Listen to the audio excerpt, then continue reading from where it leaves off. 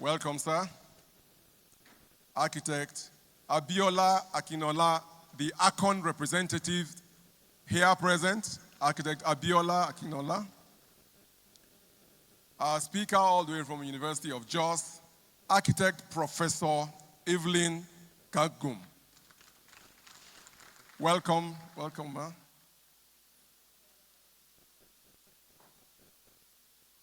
I'd also like to recognize Architect Fausat Ibikunle. Does not need any introduction, all the same. Welcome.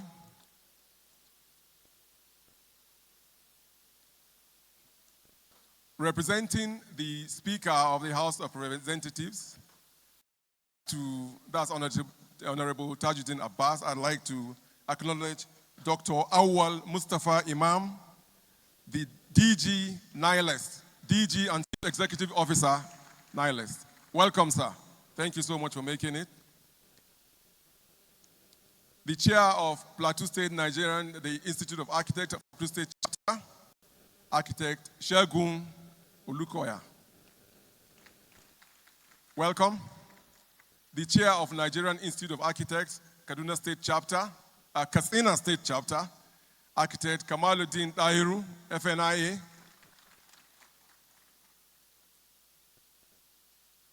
Another of our highly distinguished architects nationally, Architect Nasiru Aboki of DINAC.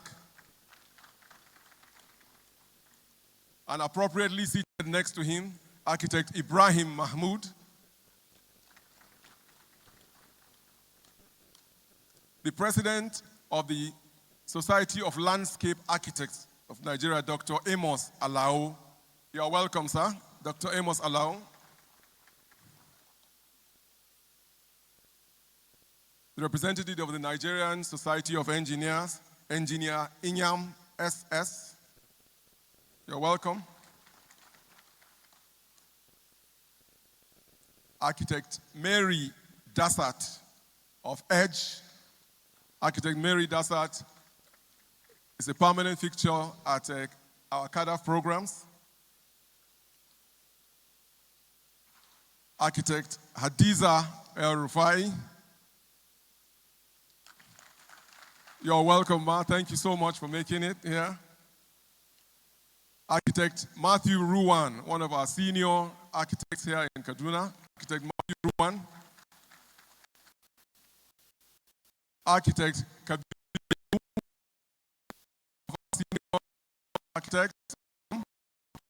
Royal Father, as he comes in. Can we be upstanding, please?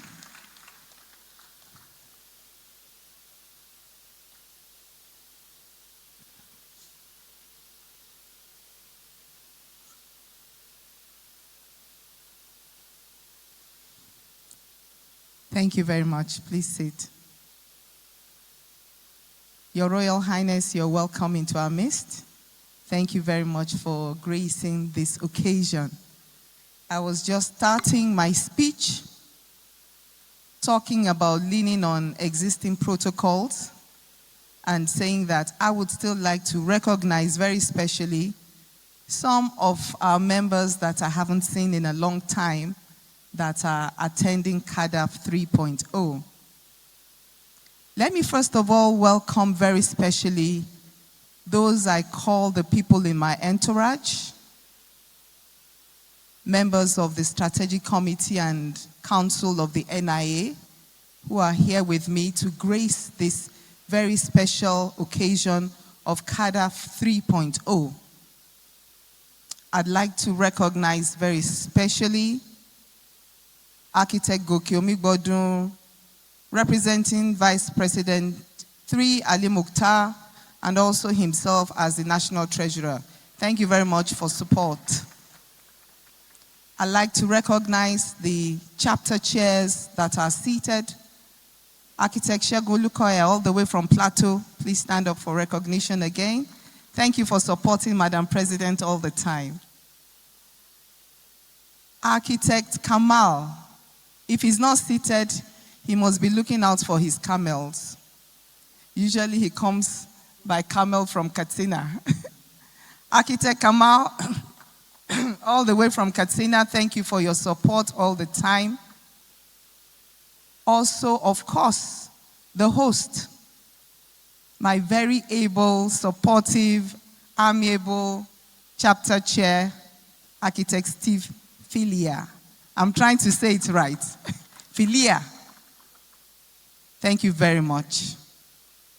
All members of council, please, who are here, if I have not called your name, can you please stand for recognition? Council members of the Nigerian Institute of Architects. Thank you, thank you, thank you, thank you.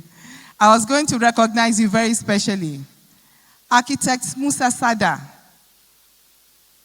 former Minister of the Federal Republic of Nigeria, senior and astute architect, a very dependable personality, a strong support in the Nigerian Institute of Architects. I thought you'd be clapping by now.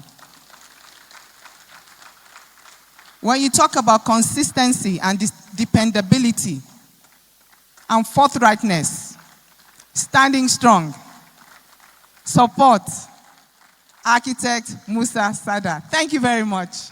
I appreciate you. When they were talking about architects being humble, that's an example. You would never know the important positions he's taken in this country, yet he would humbly follow and support his president and, of course, the Nigerian Institute of Architects. And I also want to warmly recognize in our midst the representative of ARCOM President, Architect Sadipo Ajayi. You are well recognized, Architect Abiola. Then permit me to go to two very special ladies. These ladies, let me tell you a secret. They're still talking, chit-chatting.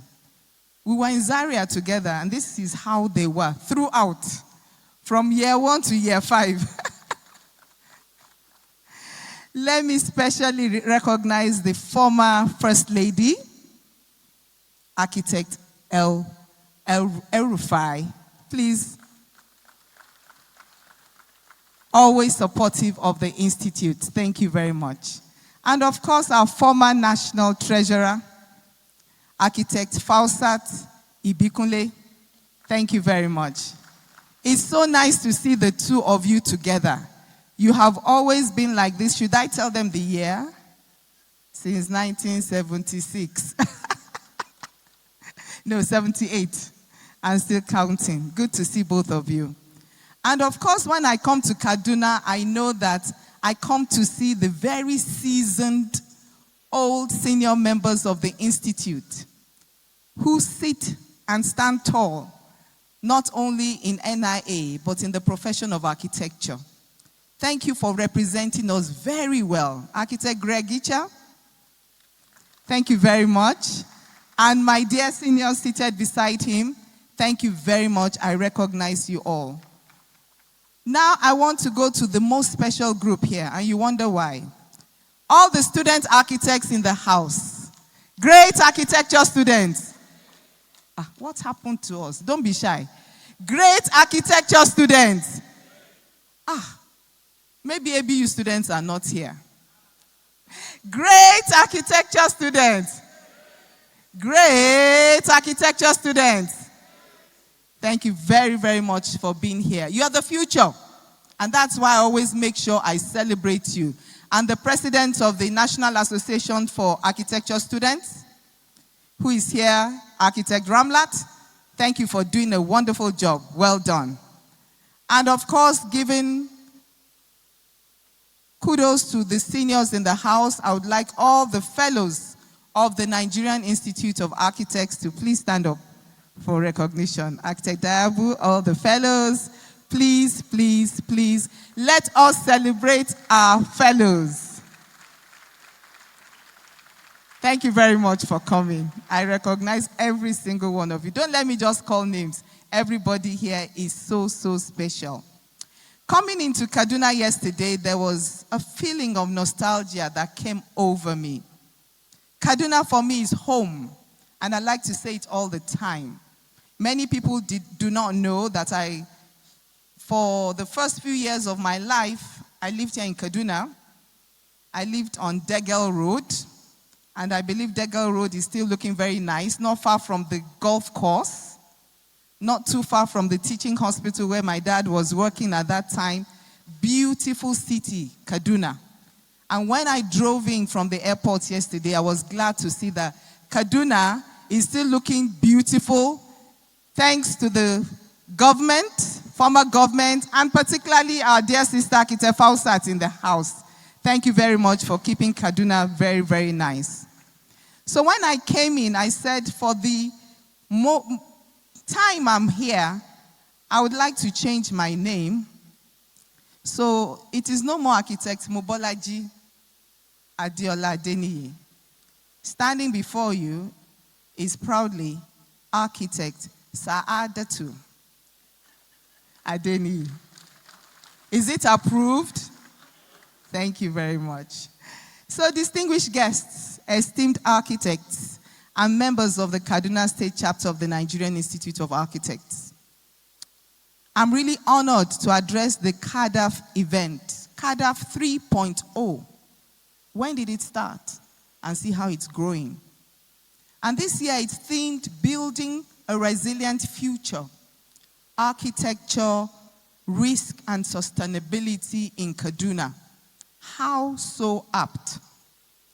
When you look at the way our cities face so much in terms of natural and even unnatural events threatening the environment, you know that this theme is apt and it resonates deeply with the challenges and opportunities facing our profession and our society. As we gather, I recall the recent World Architecture Day, celebrated on October 6, 2025, with the theme, Design for Strength. And that is how we need to design now. Design for strength. This theme underscores our role as architects to design for resilience and sustainability, aligning with our Unite agenda. Kaduna State Government's development strides, such as investments in infrastructure, urban renewal, and economic growth initiatives, underscore the importance of our role as architects. As key custodians of the built environment, we must further engage with government and stakeholders to shape a resilient future. By integrating innovative design, sustainable practices, and risk management strategies, we can enhance Kaduna's urban landscape, promote economic growth, and improve quality of life. Our profession's impact is crucial in addressing challenges like climate change, urbanization, and infrastructural deficits. I'm particularly delighted by the sustenance of Kadaf and its growing impact among government, the public, and stakeholders in the built environment sector. This reflects the increasing recognition of architects' value in shaping our built environment. And let me specially recognize the efforts of the Kaduna Chapter Chair, Architect Steve Filia, who has been going around doing a lot of advocacy to ensure that architects are well recognized and are given the opportunity of doing their job in the built environment. I extend to him my warmest congratulations, not just to him, the entire team that put up this very impactful conference. Your tenure has been truly impactful, and I want to congratulate you for it. The visibility and relevance given to NIA under his watch reflect the spirit of the Unite agenda. No wonder we see in our midst not only the young architects, but we also see the older architects sitting solidly, standing strong with him. This spirit of the Unite agenda shows us that unity, inclusion, empowerment, collaboration, and non-negotiable integrity are the skills that we need to make our institute strong. Let's leverage our expertise at this conference to drive positive change, foster resilience, and promote a sustainable future for Kaduna and beyond. And so, distinguished guests, particularly those who are joining us from different professions, esteemed architects, members of the Kaduna State Chapter, and all seated here, with these few words, I would like to declare open Kadaf 3.0. Thank you very much.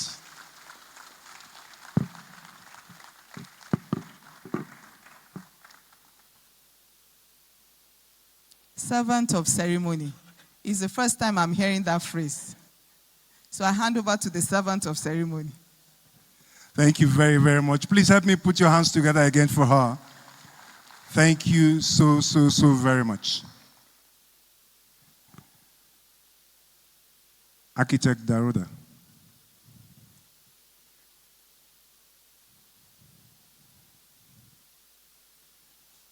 Do I have those who will help me stand as she takes her seat?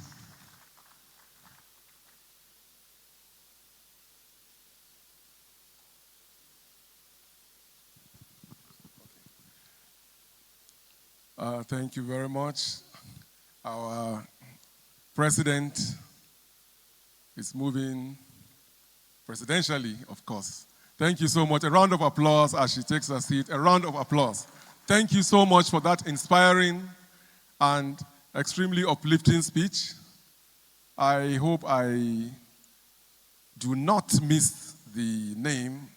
Our president, Saadatu, I believe. Yes. Please, people, everybody should take note. I would like to recognize the presence, very appropriately, of the incoming president, Architect Ishtam Sani Saulawa. Architect Sani Saulawa is right there. Kindly rise to be recognized. Okay. Just a slight correction. It's really might be a very big minus to mention the president without what should follow.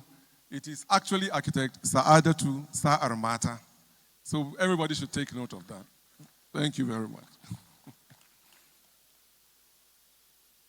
We want to recognize the presence of our royal father, representing the Emir of Zazzau, Architect Haruna Abubakar Bamali, Barde Kerariya Zazzau, District Head of Basawa. Thank you very much, Your Royal Highness. Thank you very much. Also, we'd like to recognize here representative of the Quantity Survey, yes, Dr. Bukola Aluko Oloku. Dr. Bukola Aluko Oloku. Thank you very much. And as we go on, this will be a continuous exercise because we have such personalities as Architect Bulus Drambi Kwada within our premises, within our presence. Architect Bulus Drambi, kindly rise to be acknowledged. Architect Ayuba Natsa. Architect Ayuba Natsa. You might recall him from Kadaf 2.0. He added a lot of extra to the program. Architect Hassan Uba Ahmad. One of our veteran architects, retired but obviously very, very active. Architect Abdullahi Saidu Bello. Architect Abdullahi Saidu Bello. Present here, I'm sure. It would be nice for you to acknowledge. Yes. Yes. As I always say, I always learn. I've learned another one again today. You know, when you hear about the royal father, first thing that comes to your mind is someone who's really very, very old and probably leaning on the staff and shaky. That one is out of the question. And then you hear of someone who probably is a farmer, tired looking and staying in the village. But I just learned another one today, that our royal father today is an architect. Please help me put your hands together for him. I greet you, sir. Well, we'll be making some adjustments to the program that we have. I will go in straight to our main lecture. We call it main lecture 1 if you have the program. It's going to be on sustainability and circular economy, rethinking urban design and reducing construction waste in Kaduna. And this is going to be delivered by architect Professor Evelyn Alu Kankum, FNIA, Department of Architecture, University of Jos. Help me with a standing ovation. Welcome her to the platform. Please keep clapping until she gets here. Keep clapping until she gets here. And I must let you know that she was one of our early birds. She got here so on time. Thank you so much for coming. Welcome to the podium.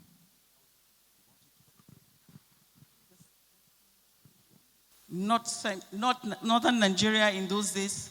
So Kaduna, whatever happens in Kaduna has a ripple to whatever will happen in the country. And so because it is a fast-growing city with the challenges of urban development and design, we find that a lot of waste is generated. And it is not just for Kaduna, but globally, construction waste is said to have contributed about 40% of global waste. So it means this is a very serious matter for us to tackle. And now, what is sustainability? Because even the circular economy is hinged onto sustainability. And the general understanding that we have in sustainability is that whatever current development that we are doing, they must not compromise on the future generations, the ability, capacity to be able to enhance their own development. And then the circular economy itself, it has principles or models that focuses on eliminating waste and promoting continuous reuse of resources in all urban systems. So you can see the connection.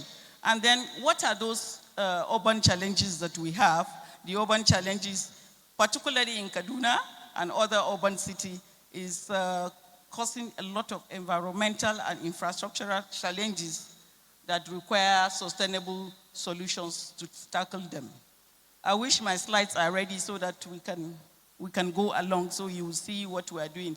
And at the end of the day, what are the goals and the application in urban design that we are going to be looking at? So we are going to be looking at the application of sustainable and circular economy principles or models in creating resilience, efficiency, and eco-friendly urban spaces. So we are able to adopt circular economy because of the challenges, like I said earlier, of unsustainable practices within the design and then the processes and the practices within the built environment.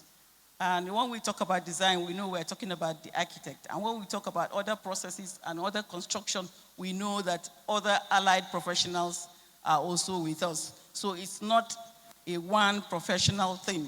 So we'll even get to see later how these different professionals need to come together. So what do we do? In applying circular urban design, we're able to move forward and ensure that our designs are mindful of the end product. So it must be rooted in regenerative materials, reuse, and resource efficiency in all that we do in our design.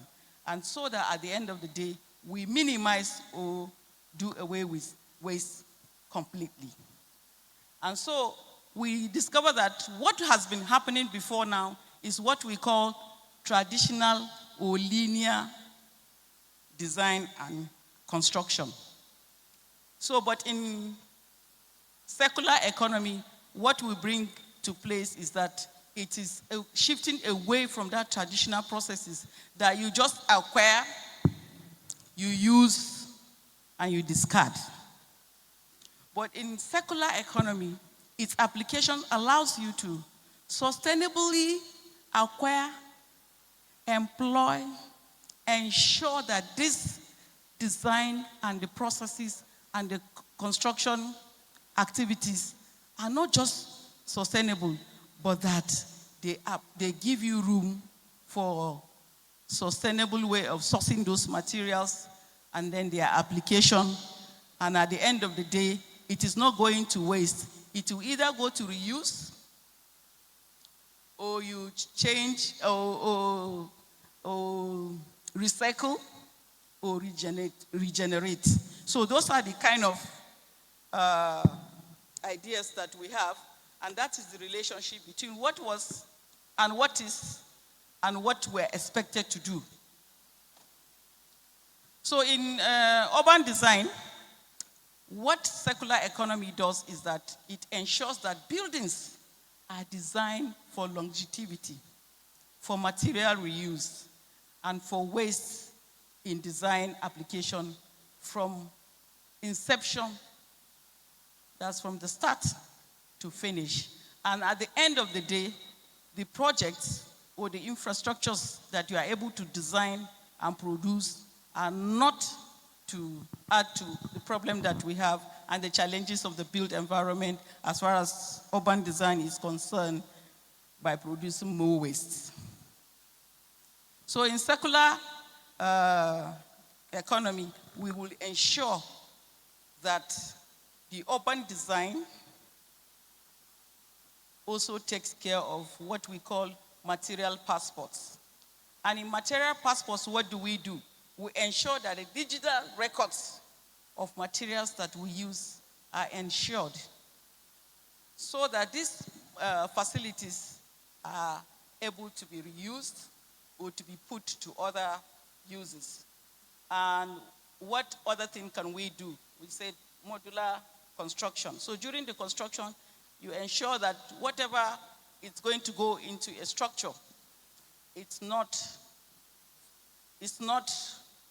assembled on site, but you have it off-site and you just bring those units. And because it is produced off-site, you discover that manufacturers are business people. So they don't think of waste. Whatever piece or whatever off-cuts that they get, they put it to other use. So you kind of encourage what is going on the site. You just give your dimensions, you give your specifications, and you have them produce. So by the time they come to site, you just assemble. So you can see there's little or no waste being produced with that. And then, of course, it will speed up the timing for your construction. And another thing that we keep talking about is the adaptive reuse. And then you repurpose existing structures into other uses. And so you are able to move on. Unfortunately, most of our design or constructions are traditional or linear in nature. So when we are talking about sustainable urban design strategies, what are those things that we look at? We look at how to optimize the design and construction stages.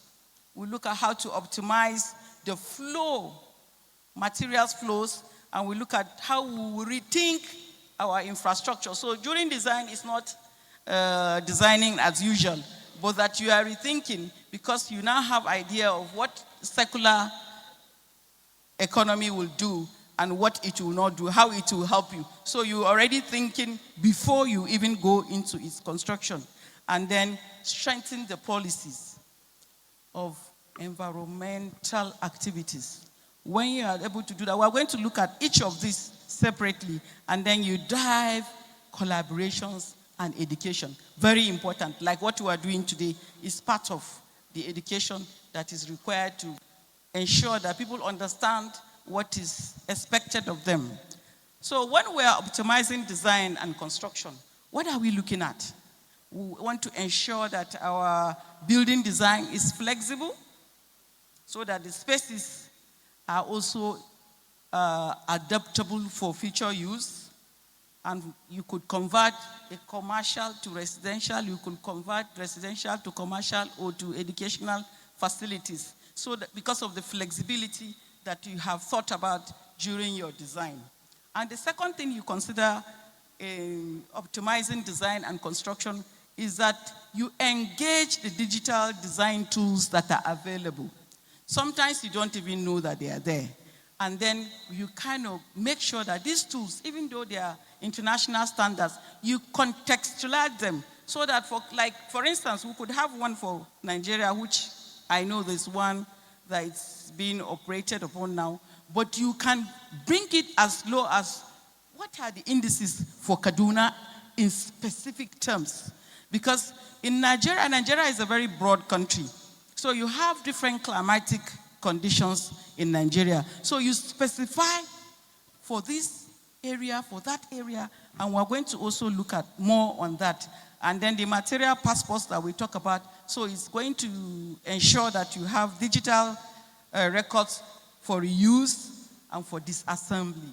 You know, sometimes, probably you had done a structure, and government said, this area is supposed to be green area. And if you are not careful, because you didn't engage circular economy in your design, it's going to go into demolition. And the landfill will be filled. Even health-wise, the dust from demolition, houses around, people around will be affected. So health challenges will be created apart from the environmental pollution, apart from the eyesores that you see when you are passing by structures that have been demolished. But once you are able to have a material passport, or you have your modular members of your structure, you discover that you just disassembly them and move to the next place where you have a plot where the permit allows you to have that kind of structure. So you just disassembly them and move your structure elsewhere. So that is what circular economy help us to do in terms of optimizing our material so they don't go into waste. So how do we now rethink infrastructure? You ensure green and blue infrastructures are put in place. Like we always say, green roof is not just the color of the roofing materials that should be green, but that you engage and encourage and make sure that you have green in terms of green. You use your roof to harvest, you use your roof to balance the ecosystem by having plants. So those are the kind of things that you are expected to do. And wetlands, and then passive cooling. You can even cool your building with the use of your roof once it is green. And we say we can even harvest rainwater into different purposes. That is a topic on its own.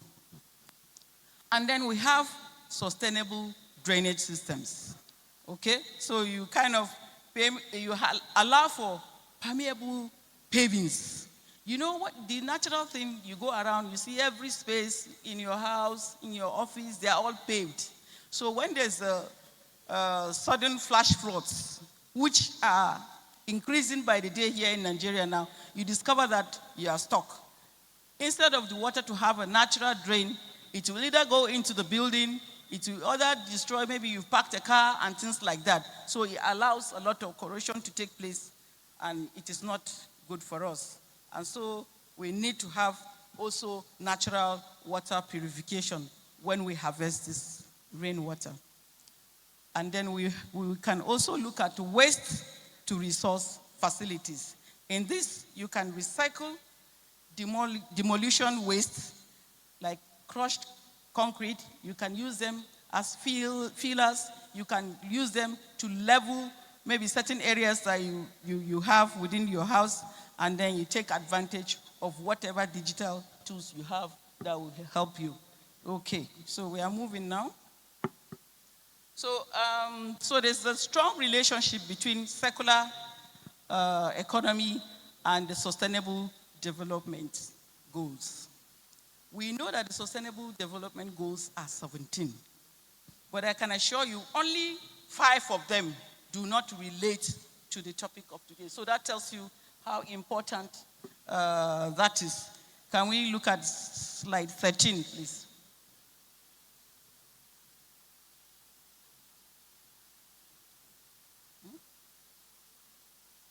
No, 13, you go back, please.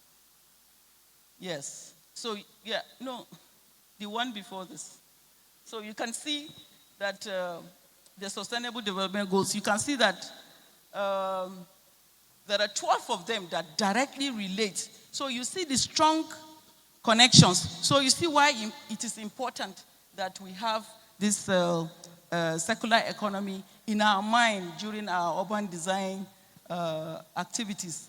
And so, because of that, we must mandate that wastes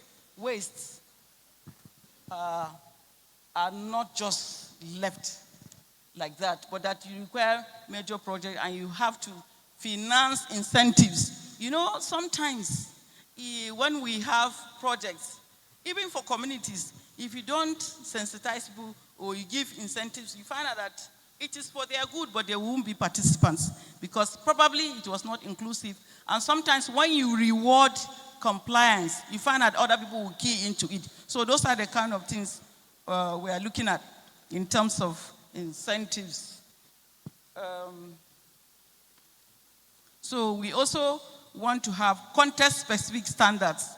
Like I had mentioned before, we kind of localize green building ratings to ensure that they are compliant with our own climatic conditions, with our own environment. And at the same time, the codes that are available needs to be reversed to include this, which is missing in the existing codes, so that we can promote modular and sustainable materials usage.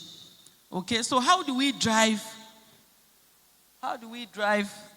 collaborations and education, being one of the strategies that we want to take?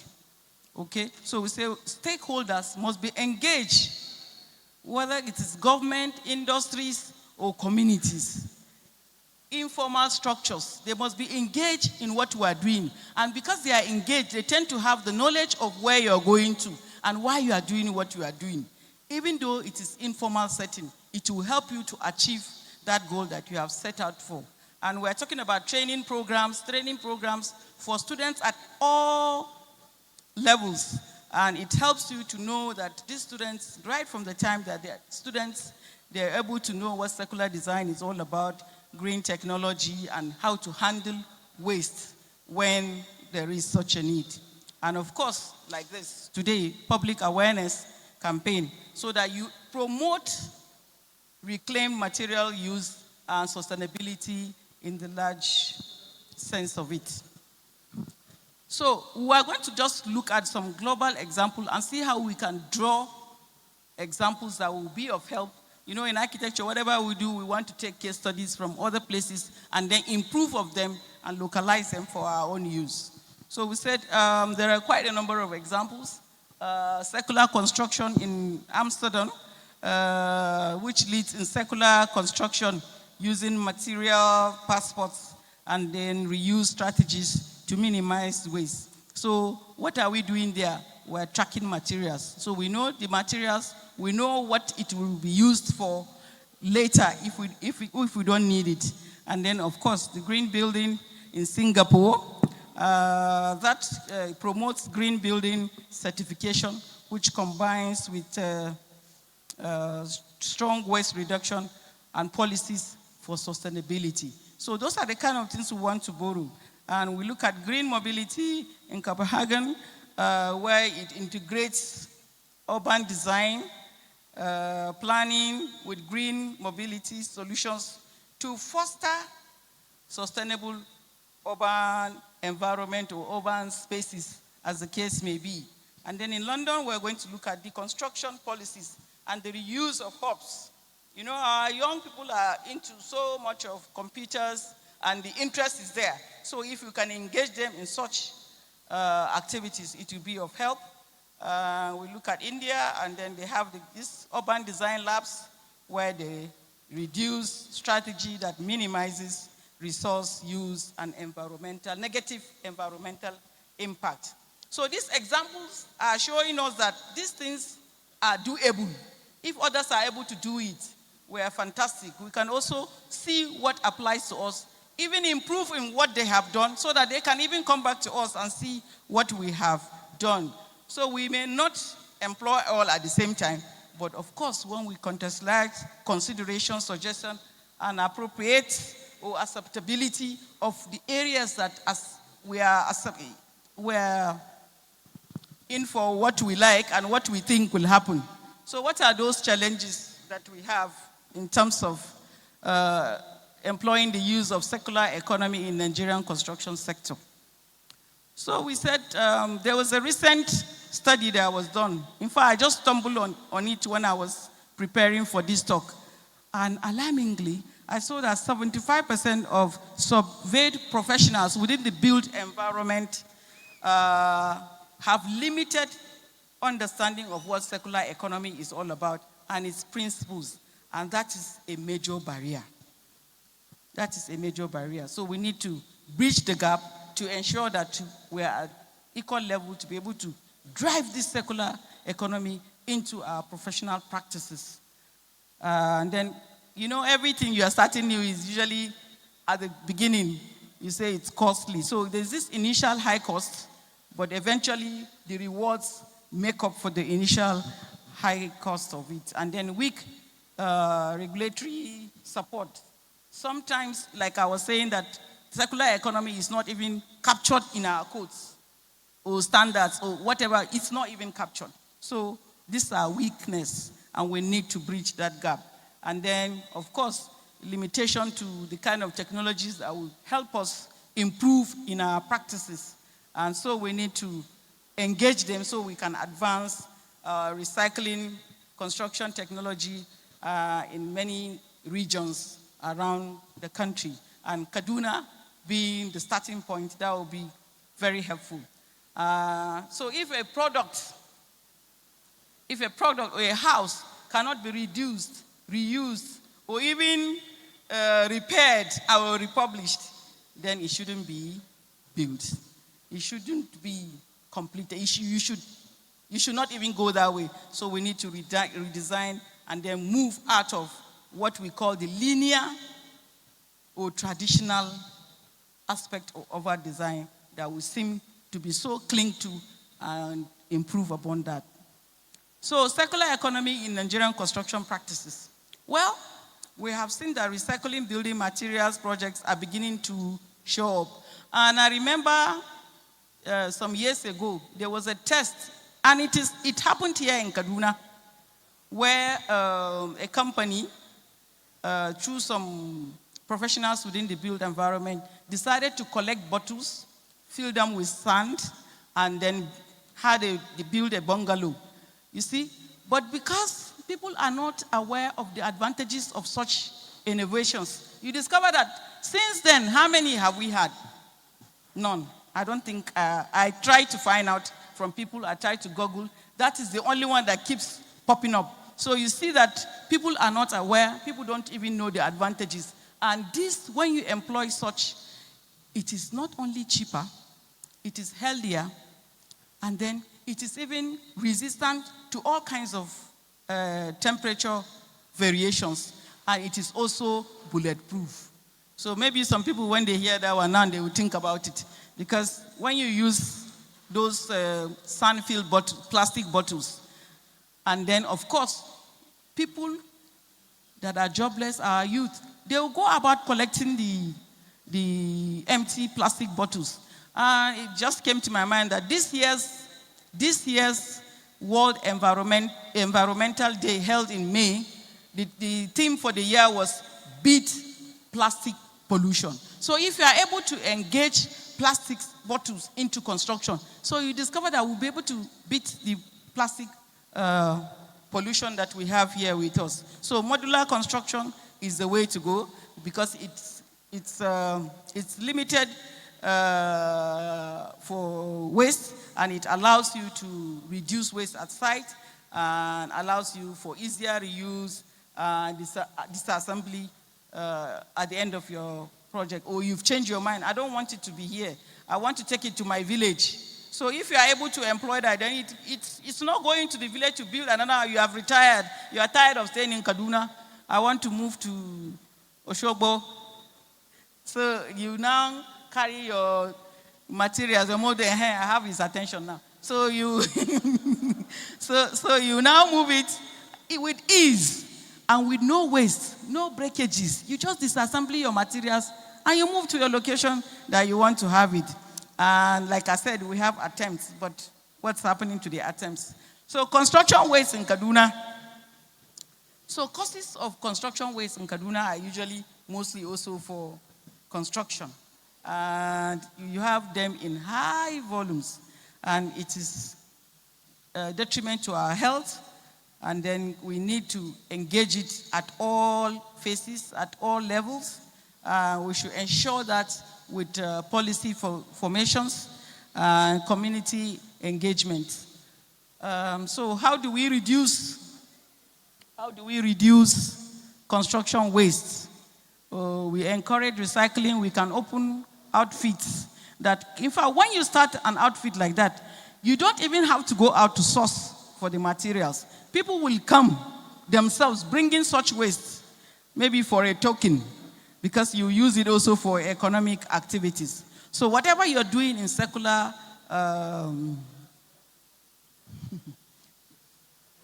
the principles of secular construction or urban design, you will ensure that whatever you are doing is economically viable, it is socially inclusive, and at the same time, not detriment to the environment. So it is environmentally friendly, and so you allow that to happen. So what do? You encourage stakeholders' education, you encourage the construction over demolitions, modular and prefabrications activities to take place. So you find out that industries will boost. When we were coming into Kaduna yesterday, we were passing by all those, what do you call them now? Prints, all those massacres, all those, we saw quite a number of them. They are even, people have vandalized them. They are not in use, so some people have even vandalized. If it was modular construction, maybe you can even turn it into a school. It will be active, because later you may also want to go back into printing those African fabrics and all that. It was such a sad thing, passing and seeing those structures that were very, very active in the 70s, where a lot of manpower was engaged, a lot of money was generated for both the states and Nigeria, and it also gave visibility, not just to Kaduna, but that these fabrics went beyond the shores of this country. But today, because we did not think about the future, that anything could happen, we did not engage with secular economy, we discovered that they are lying fallow. They are also an eyesore. Coming in, it was just a sorry sight that we saw most of them. And of course, trust Nigerians, they have vandalized most of them without even roof. They have removed all the roofing materials. And these secular economic attempts help us to reduce waste and extend the building life and support sustainable growth in many dimensions. So how do we implement this in Kaduna? So we start with, anything that is good, no matter how little you start it, it will have a ripple effect. So we say we start with pilot projects to demonstrate secular principles, how they are operated, how you can harness them, how they are good for everyone, whether it is economical, socially, or it is environmental. So you find out those will help us. And of course, when you showcase modular housing, like today that we're having such an event, somebody can just come here, within an hour, he kind of bring up a structure or a bedroom or a self-contained, and you say, within this structure, you want to look into it. So if you showcase the advantages and the ease and the timing, it will drastically reduce the time involved in erecting such a structure. So it means the advantages are quite enormous. And then before you know it, people will start adopting. And we'll be so proud that it started in Kaduna. So green roof and material exchange hubs. You could have such hubs where people bring, you could want a walling unit and have glass fibers. I could take them there and then exchange for whatever part of the materials that I need for some other things, maybe the walling units or the foundation footings and things like that. So it helps, and it will keep the activities going, and a lot of people will be engaged directly or indirectly. And then, of course, we'll build momentum for citywide adoption. Once you start, if it is good, there was a time in Jos. You discover that architects and other professionals, it's not always that you get jobs that you are doing. Then people started having block industries. Now, every Angwa has 1, 2, 3, 4, up to 10 building industries. So I don't know who will be buying from another person. So that's how, when something is good and it happens, and they know that you are going to have economic value for it, you find that people will easily jump into it. Okay? So if we start that and we reward the system that produces the modular examples, you've discovered that we will have a city-wide adoption. And then, so Kaduna, how do we unlock these secular potentials that the slides are no more. Okay, so in Kaduna, what do we do? So Kaduna has a lot of colonial structures. It has a lot of industrial heritage, and is well positioned to lead other Nigerian secular urban transformations. Like I said before, Kaduna Garangomna, Kaduna was the center of the northern Nigeria, And I remember as a child, there was somebody that was locked up, and then somebody was talking about it, and they said, they locked him up in Kaduna. So it became a big issue, and I was wondering why. They said, because if they lock you up in Kaduna, you don't finish. You understand? So Kaduna has is a nerve center that can promote anything that is good, and it will go viral. So we can ensure that in Kaduna we have this adaptive reuse of all factories and colonial buildings, and we can repurpose them into housing, working spaces, or even community hubs, or even computer centers where people learn how to design sustainably. So, and then what else can we do? We can also engage local materials.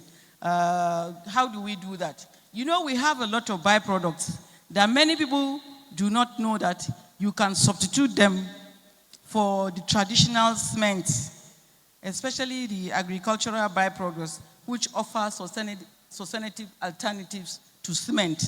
And in University of Jos, there's a student from Kaduna that is doing a PhD, and they are using ginger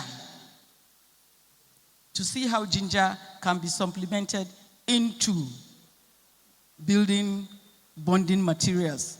In fact, the PhD work is an advanced stage. So you can see what we have that we can use. And when we use our local materials, the local materials are local to us, and they are so used to the climatic conditions of the area. Rather than going to borrow a material from somewhere, and then when it comes here, it's not the same climate, you find that a lot of negative things are happening, and so it will not work well. So, and then it will not be good for us. So we can identify such local materials that will help us in buildings. We talked about plastic is not local, but it's a waste, so we can use it. So this, in Jos, for those who know Acha comes mainly from Jos, and the chaff of Acha is being mixed with our concrete mix to kind of give it more strength. So you see those kind of things that we can use. And of course, in the traditional Hausa setting, You know, the locust bean 3D, the Orawa, we also mix it as stabilizers with our mud to build. So you discover these houses that have been standing for so many years, no matter the rainfall year in, year out, it is still standing. And in Motna in Jos, you know, in Motna in Jos, we have replica of buildings, traditional buildings across the country. So they brought Gidan Makama to Jos. You know, it's supposed to be a replica. And in order to be fair, they now went to Kano to bring mud so that they will stabilize it. And they forgot that the rainfall in Jos is heavier than the one in Kano. Guess what is happening? Now there's an overhang over that large structure so that it will not demolish.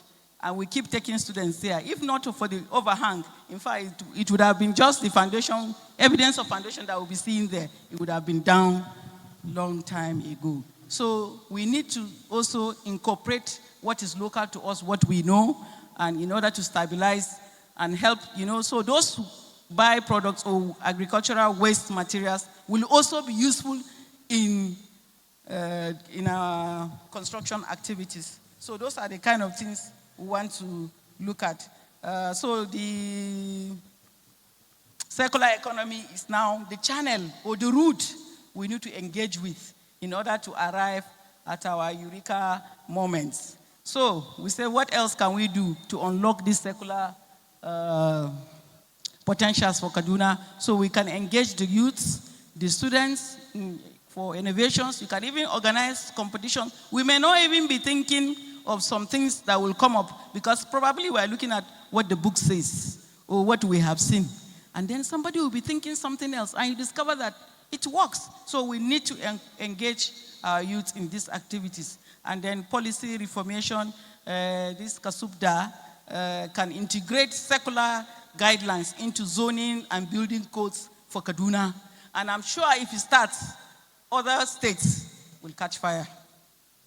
So we need to also help in education, like the Kaduna Polytechnic, where there's architecture, Ahmadu Bello University, Kaduna State University, and other institutes can help to train future architects in building secular design and construction principles into whatever that we do. And we also need to do community engagement. You have to sensitize the community. Okay, sometimes you go and build a school in a particular environment. You discover that they don't send their children to school there. Maybe they were not involved. Maybe it's not a school they wanted. Maybe they wanted a clinic.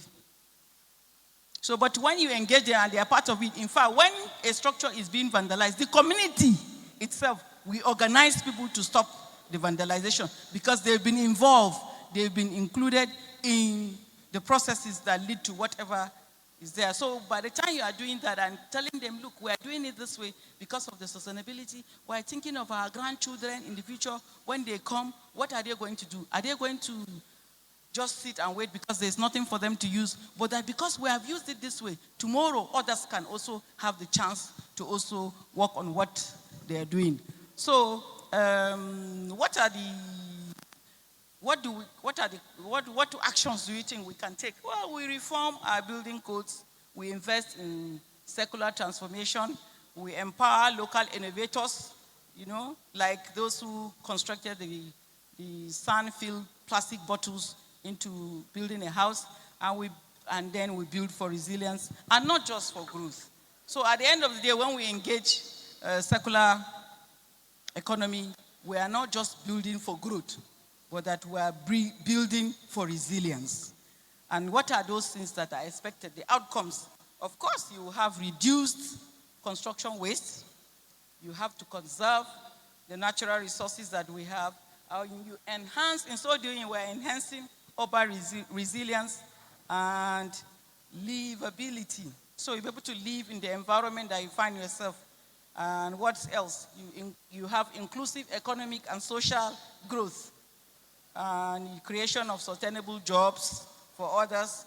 Circular economy helps for resilience, like we said before, and it helps to build the environment that has the capacity to cope its challenges and to build for better future urban centers, urban area, urban environment.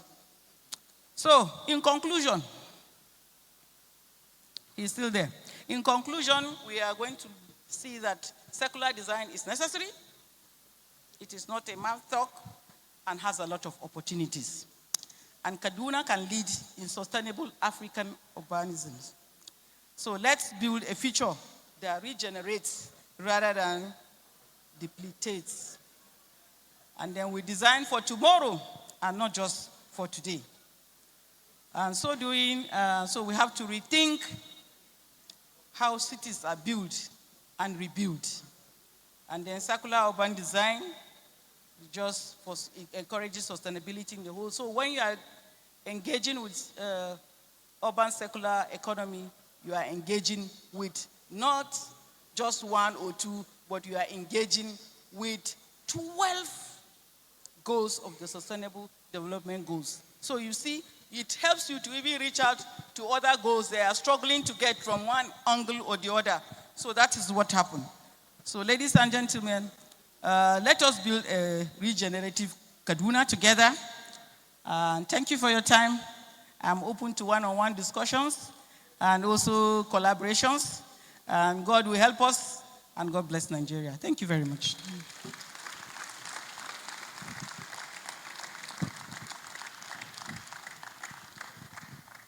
Thank you very much, ma'am. Before you go, I just want to say that we do owe you an apology. Despite the fact that our system was not behaving right, you still soldiered on, you policed on. In fact, you road safetied on, you know. And please help me give her a huge round of applause for that. Thank you so much. Very shortly, we'll be inviting you to this place and you're joining some people to discuss what you just had. But please help me escort her down with a powerful round of applause. Just to let you know, too, that at the entrance there where we are coming in, we have conveniences. In case you feel pressed, you use them. Because they say when a man's got to go, he's got to go. Let me acknowledge some people, then we call you. We will be acknowledging some yet more distinguished arrivals. And after this, there will be a discussion on this paper and a kind of interaction between the presenter and two panelists who are available to discuss, just to go over the fine points of the paper and any highlights they might want to draw. Prior to that, I'd like to acknowledge the presence of architect David Majekodumi. He arrived in the course of the program. Could you kindly... Okay. Arrived alongside architect Muyiwa Ige. Architect Muyiwa Ige. The chair of NIA Lagos chapter, architect Abiodun Fatui. Architect Abiodun Fatui. You're welcome. Thank you for honoring here. Please, it's also important for you to know that Medics for the Underserved,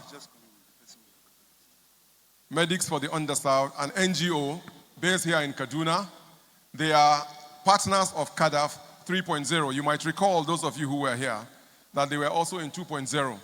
At the back, they are offering free, what I could call review of basic health facilities. So you could check your BP, your oxygen saturation, which hopefully will be very good, your sugar level, your heart rate.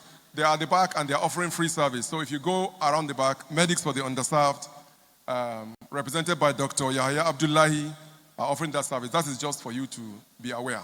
And I think it is an opportunity we should avail ourselves of. Yes. Yes, Architect Majekodumi, you were acknowledged as you stepped out. So, okay. I've been made aware that because we will take goodwill messages from, there's a lot of goodwill in the room and we wanted to take messages. The representatives of the speaker might want to take has informed us that he might not be able to stay much longer. So we will be taking his goodwill message, Dr. Awal Mustafa Imam, DG Nihilist. You might want to come up on the stage, and we'll just take your goodwill message and then go ahead with the discussion. Dr. Awal Mustafa Imam coming up to the stage. Kindly. Thank you very much, sir.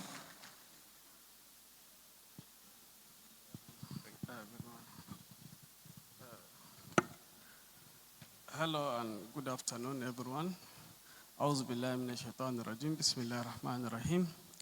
I stand before you this afternoon to represent the Honorable Speaker, House of Representatives, Honorable Dr. Abbas Tajuddin, GCON, Ian Zozo, who had wanted to be here, but is currently performing a function with the parliamentarians at Algiers in Algeria. So he asked me to be here with you to represent him. And I have a speech from him, a very short goodwill message to read. I would wish to stand on the already established protocols. Good afternoon once again. I'm deeply honored to stand before you today on behalf of the Right Honorable Tajuddin Abbas, PhD, the Speaker of the 10th House of Representatives, who conveys his warm greetings and best wishes to the leadership and members of the Nigerian Institute of Architects, Kaduna State Chapter, on this year's Kaduna Architects Forum, Kadaf 3.0. The Speaker regrets his unavoidable absence due to pressing national engagements, but he has asked me to assure you of his deep appreciation and full support for his laudable initiative that brings together professionals, policymakers, and thought leaders to discuss the future of architecture and infrastructure development in Nigeria. This year's theme, Innovative Ideas, Sustainable Practices, and the Future of Architecture in Nigeria, is both timely and inspiring. Globally, the built environment is undergoing a transformation driven by sustainability imperatives, climate change, and technological innovations. In Nigeria, the urgency is even greater. Our cities are expanding rapidly, and the demand for resilient, affordable, and environmentally responsible infrastructure continues to grow. The Kaduna Architects Forum stands as a model for professional foresight, driving conversations that align with the Sustainable Development Goals, particularly the SDG 9 on industry, innovation, and infrastructure, and the SDG 11 on sustainable cities and communities. The House of Representatives, under the leadership of Right Honorable Abbas Tajuddin, remains firmly committed to legislative frameworks that promote sustainable urban development and inclusive infrastructure. The Speaker believes that architecture is not merely about physical structures, but about the kind of nation we build. One that balances functionality with beauty, innovation, and sustainability, and growth with social equity. Through the relevant committees of the House of Representatives, the Speaker has given chance to deliberate efforts which are ongoing to strengthen laws that encourage green building standards, affordable housing, urban renewal, and the development of modern public facilities that meet the needs of growing population. The Speaker, Right Honorable Abbas Tajuddin, has consistently demonstrated his belief that infrastructure is the foundation of national progress. In his home constituency of Zaria, for those of you that have visited Zaria recently, and across Kaduna State, his track record speaks volumes, from the construction of modern roads and bridges that connect communities to the rehabilitation of schools that shape young minds and the establishment of healthcare centers that bring medical services closer to the people. He has also championed ICT development, the provision of water projects, and the renovation of public facilities, ensuring that no community is left behind. These interventions are not mere physical projects. They represent a broader philosophy of governance, one that connects infrastructure with human development. Right Honorable believes that a strong Nigeria must be built on the pillars of education, innovation, and opportunity. His vision is clear: to ensure that every bridge built leads to opportunity, every classroom constructed opens the door to knowledge, and every road becomes a pathway to national prosperity. The approach to leadership resonates strongly with today's theme, as sustainable architecture and infrastructure must go hand in hand with social impact and economic inclusion. Ladies and gentlemen, the Speaker firmly supports collaboration between the public and private sectors, academia, and the professional bodies such as the Nigerian Institute of Architects. He believes that architects are not just designers of space, but visionaries of national identity. Their creativity and technical expertise are essential in building the kind of Nigeria we aspire to have, a nation that balances progress with preservation and growth with sustainability.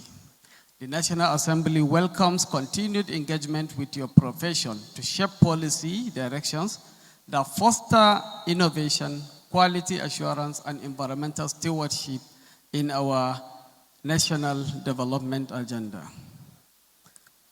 In conclusion, on behalf of Right Honorable Abbas Tajuddin, Speaker of the 10th House of Representatives, I wish to commend the Kaduna State Chapter of the Nigerian Institute of Architects for organizing this impactful forum. Your commitment to professional excellence and sustainable practice reflects the spirit of New Nigeria, one where vision meets action and innovation meets development. The Speaker assures you of his continued partnership and legislative support of the National Assembly in advancing infrastructure, housing, sustainable architecture across our nation. May this year's forum generate practical ideas, strengthen professional bonds, and produce outcomes that will shape a more resilient, beautiful, and prosperous Nigeria. Thank you, and God bless the Nigerian Institute of Architects. Thank you very much, sir. And we thank you for your time.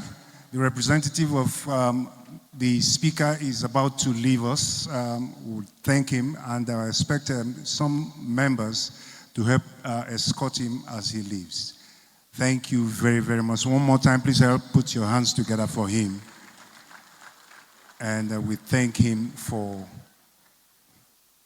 being with us and spending time with us. He's exchanging pleasantries with our royal father of the day, representative of the Emir of Zazzau, Architect Haruna Bakar Bamali. We thank you so much, sir, for your time, and do enjoy the rest of the day. Well, just to let you know that after that brief pause, we want to come back to where we left off, which is the discussions, the round table that we'll be having following the presentation that was made. Architect, I think this is your area. Let me not say, you have to say the way it is while I prepare the ground. Yes, as a continuation of the presentation by Professor Evelyn Kagum, we will have just a sharing of perspectives, highlights, and discussion of some of the points that were raised. This will involve two of our very distinguished guests as well today, Architect Mary Dassat of Edge. If you could come up to the stage, Architect Dassat. Thank you very much. Please a round of applause. And she will be accompanied also by QS Aluko Olokun. If you could come up to the stage, please. The idea is basically to identify particular themes and strands from the paper, discuss, This will be brief, and audience feedback is also encouraged, and then we can proceed to the next item. So this should allow us to get even better insights into the paper presented by the professor. Thank you very much.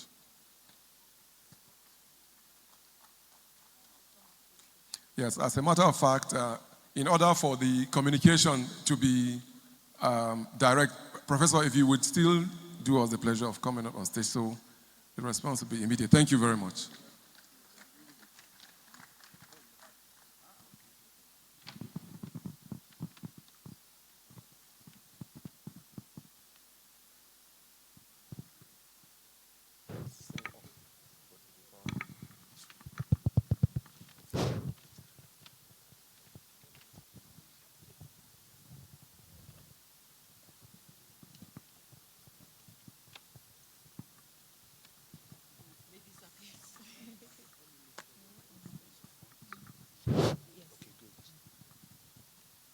Good morning, distinguished guests, colleagues, and participants. Welcome to this exciting session of Kaduna Architects Forum. Permit me to stand on all existing protocol, please. Our distinguished speaker, Professor Kankum, has given us a very enlightening opening presentation on the theme of sustainability and circular economy, rethinking urban design and reducing construction waste in Kaduna. And her topic addressed one of the most urgent challenges of our time, how to design and build for the future while minimizing waste and maximizing value. So I'll be moderating the panel. My name is Architect Mary Dasat, and I'm an architect and sustainability practitioner. And we also have QS Bukola and our speaker, Professor Ashelo. Thank you. I will start with our QS in the house. Yes, so the question I have, during the presentation, Prof mentioned about the perception, that cost implication of building sustainably. Where people, research has shown that, yes, there's an upfront cost, which is always a hindrance for projects, right? So how do we mitigate that? As a cost consultant, I know there are certain things that we consider for when we're running projects. So how do we make clients understand that that upfront cost is actually going to benefit them in the long run? Thank you.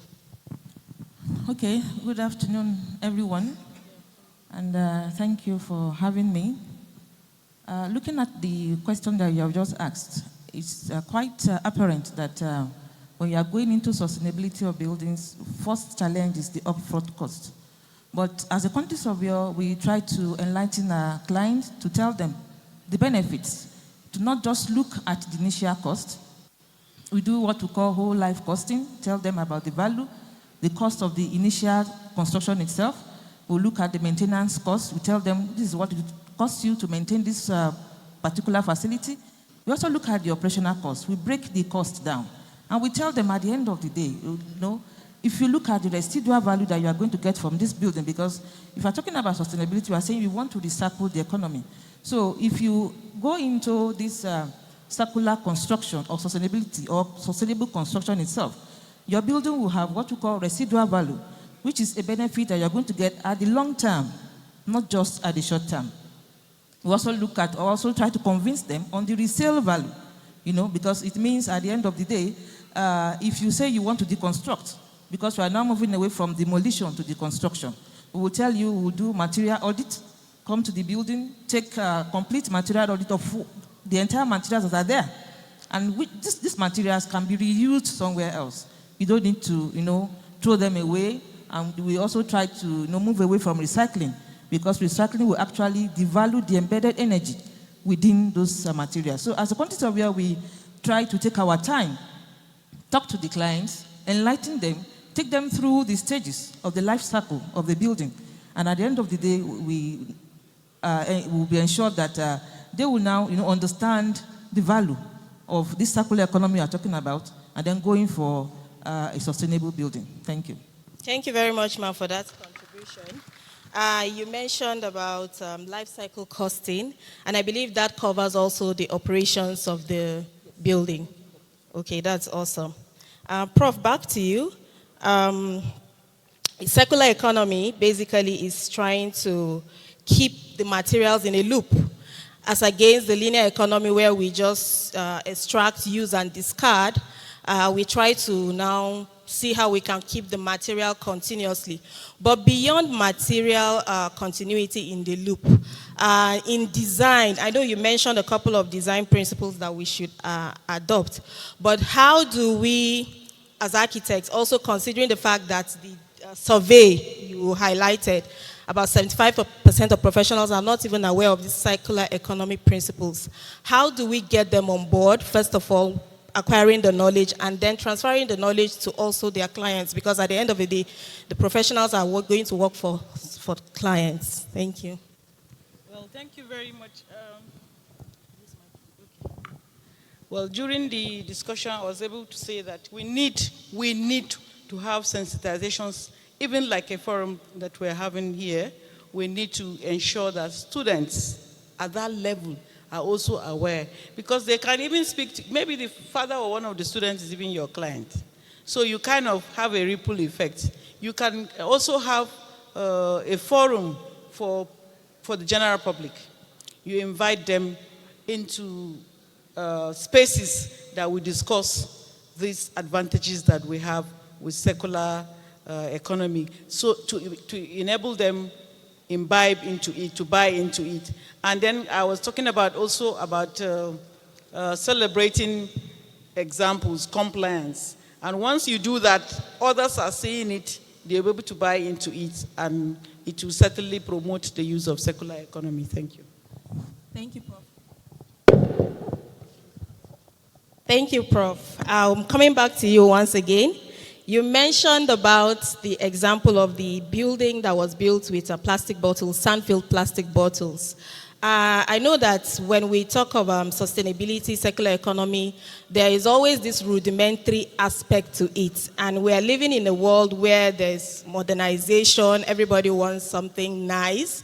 How do we overcome that perception barrier regarding acceptance of sustainability when it looks a little bit rudimental? Thank you. All right, thank you. Change is good, but change is difficult to agree on and adopt too. So, you know, we are kind of laid back. We like to continue with what we are used to. But when we see that everybody has left you behind because you are not in tune with realities, in fact, sometimes you don't even need much persuasion. You find that they will just fall in line.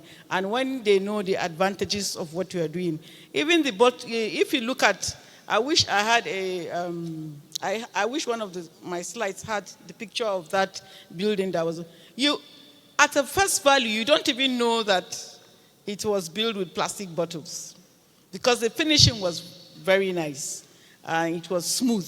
So it's not something that people will say it's out of the ordinary. So they won't be able to use it. It's something that is even pleasant. And more so that if you have such buildings, for your security, we're talking about being bulletproof, adapting to the climate, and the cooling effect it has in the interior. You don't need to use all those mechanisms that are contributing to greenhouse. So it has a lot of advantages. And there's nothing to say that when you look at it, it's not appealing. It does appeal. Thank you. Thank you, Prof. Still coming back to you, but also hopefully that someone can also help us out in the audience. You mentioned about the strategic location of Kaduna being formerly the capital of the northern Nigeria, and then also how it's able to influence other states in the region. And you also mentioned about the preservation and adaptive reuse of both the colonial structures that have been left behind and the industrial ruins as well. I don't know if you are the right person to answer this question, but are you aware of legislation in place or policies in place to preserve these cultural heritages we have, as well as even this industrial fabric of the state? Because it's a good thing to have and preserve also, and to protect and transfer to the future generations. Are you aware of any policy in place or laws regarding conservation, preservation, and also adaptive reuse of these structures? Yeah, there are structures that have been, like we have listed buildings, and we have monumental buildings that may not be monumental in terms of size, but that they carry history and heritage with them. Those, of course, those ones are being kept. But like the industries, the textile industries that have been lying fallow, they are not of any use. They are not even being used even for excursions to see the relics of where the textiles were. We can put them to other usage. Those that have laws, regulations on them, of course, you will know that they maintain them, especially those ones that people visit. They collect tokens to allow you go in and visit. So those ones are maintained. But when you allow valuable assets or movable assets to go to waste, that is where we are concerned. Thank you. Thank you very much, Prof. One last question. Yes, thank you. You spoke about the opportunities for building professionals, especially architects, beyond designing, going into production. You gave an example of the block industry situation. And you also spoke about modular construction, building materials, components off-site, and then bringing them to site. But these are very technological and also capital intensive. So how do you propose the architects overcome these challenges if they decide to venture into modular building components production? Okay, we go into training, retraining, and I mentioned that we could also create hubs where people come to learn, be it in a setting like this or informally. You can even have artisans learning some of these processes so that they'll be able to promote circular economy. Thank you very much. Thank you, Prof. I know I put you on the spot.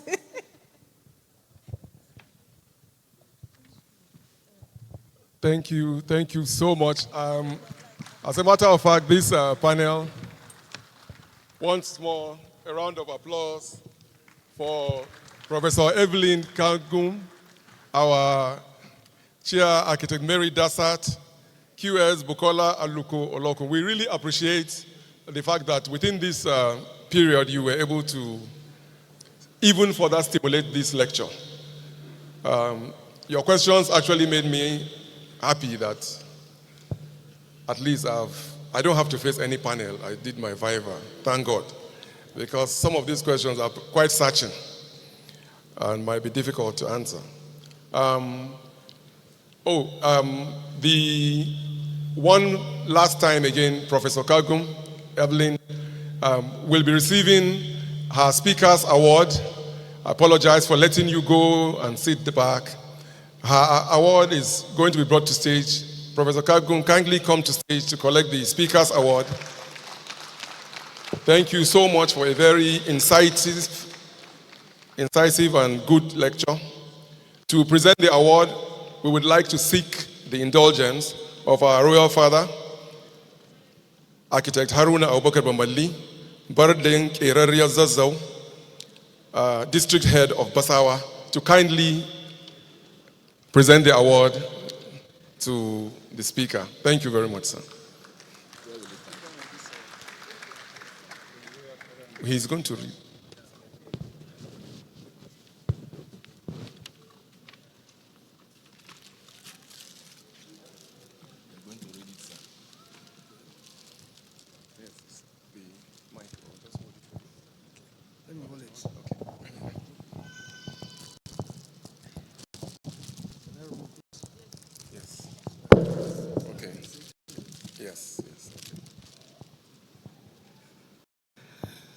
On behalf of the Nigerian Institute of Architects, in appreciation of your valuable thoughts, provoking insight that have advanced understanding and opened new perspectives.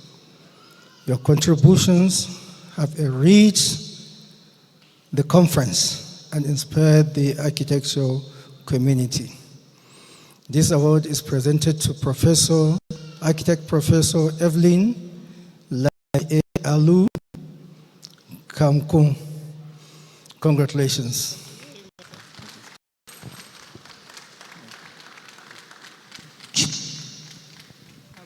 Congratulations. Thank you very much, sir.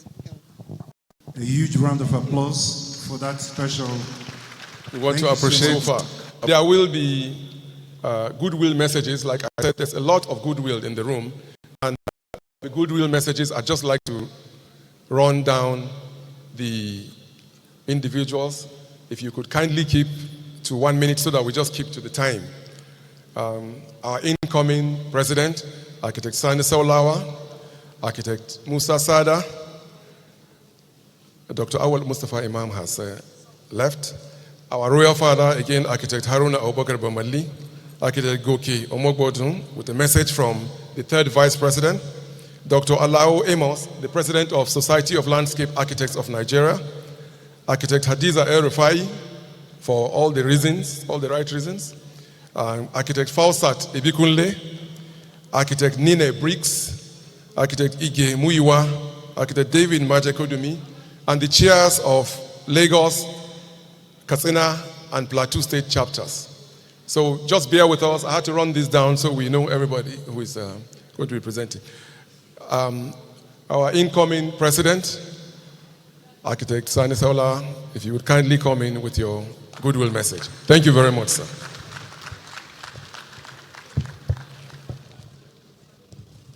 Please, incoming president deserves a continuous round of applause until he arrives here. Thank you very, very much. Thank you so much. Thank you. Welcome. Thank you very much, my brother, my president, your Royal Highness, your Excellencies, distinguished guests, ladies and gentlemen. I will first of all rely on the speech that was delivered by the president of the Nigerian Institute of Architects. I also appreciate the fact that I am called upon here to say 1 or 2 words. For me, it's 3/3 today. I was here, Kadaf 1.0, representing the then president of the Nigerian Institute of Architects, Architect Enyi Ben Ebo. I was here last year, Kadaf 2.0, representing the president of the Nigerian Institute of Architects,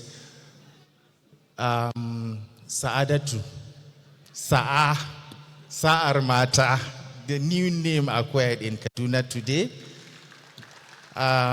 So 3.0, today is the first time I'm here on my own accord as Architect Saulawa, the incoming president. And by the grace of God, I have witnessed the tremendous growth of this Kadaf. And inshallah, we will live long to witness 4.0. Thank you very much. Thank you so much. That actually sounded presidential already. Architect, I would kindly like to call upon Architect Musa Sada, FNIA, one of the strong pillars of the chapter and nationally, and one of the main actors in architecture in Nigeria. Please, let's keep applauding as he comes up to the stage.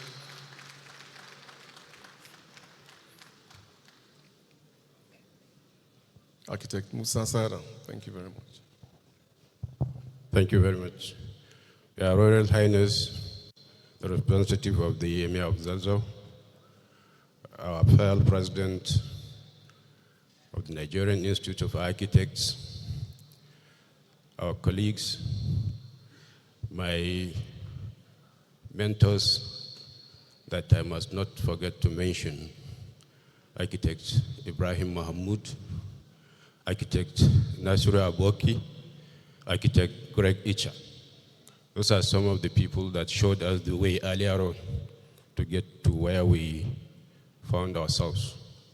Distinguished colleagues, ladies and gentlemen, I think my goodwill message will also rely on the very beautiful and nicely presented paper by Professor Eblin.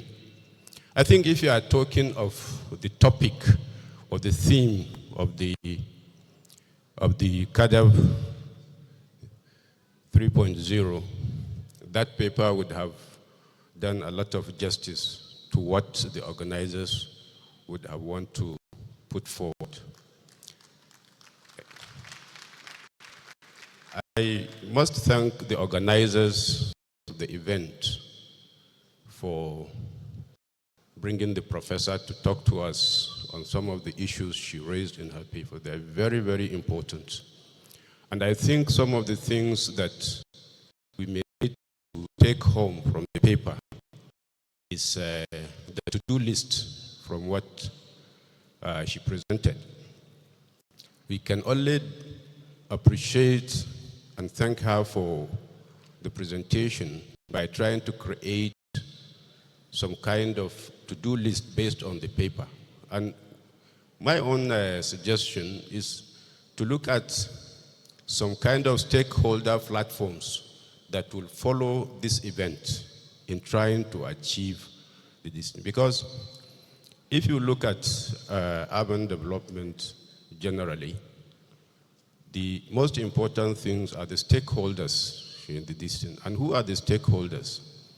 If you take the complex institutional buildings, what percentage of Nigerians use those structures? And what percentage use the smaller housing and the little structures that you require to drive your economic activities? This is where the bulk of it is. And this is where her paper is directing us to, that we should create the platforms to involve stakeholders, some kind of stakeholder engagement that will now tell people, because most of these things are actually policy issues that if you don't dialogue and get the stakeholders involved in doing these things, you are not likely to get to where you're going. And you're not likely to solve any problem. Because some of the issues we face as professionals is that we attend to issues that basically affects very small percentage of the population. And the bulk of the population that are in the lower cadre of the economic realm are left out. And in most instances, it's because they are not engaged. They are not being talked to. They don't even understand. Some of the examples she cited are things that I think as professionals we should now start thinking.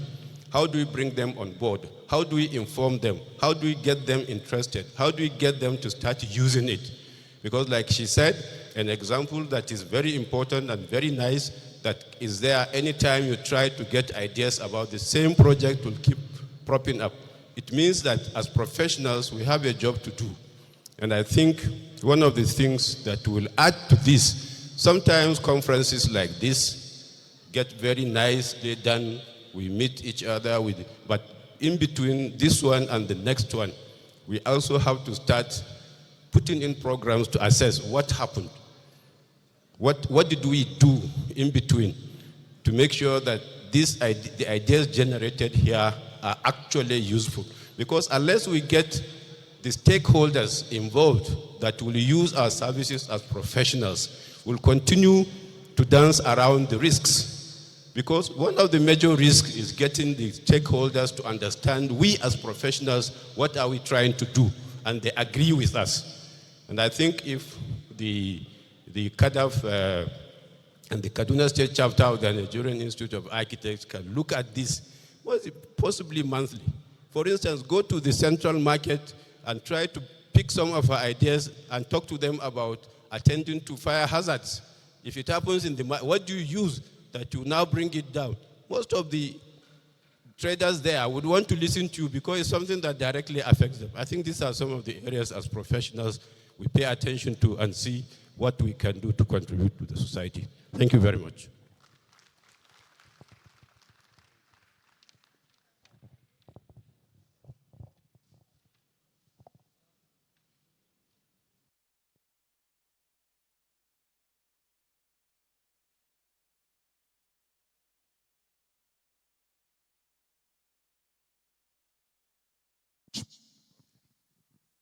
Thank you very much. We got more than a goodwill message. We also got some very, very good advice, which is highly appreciated. The next goodwill message will be coming from the Baridan Area Zazzau, district head of Basawa, architect Haruna Abubakar Bamali.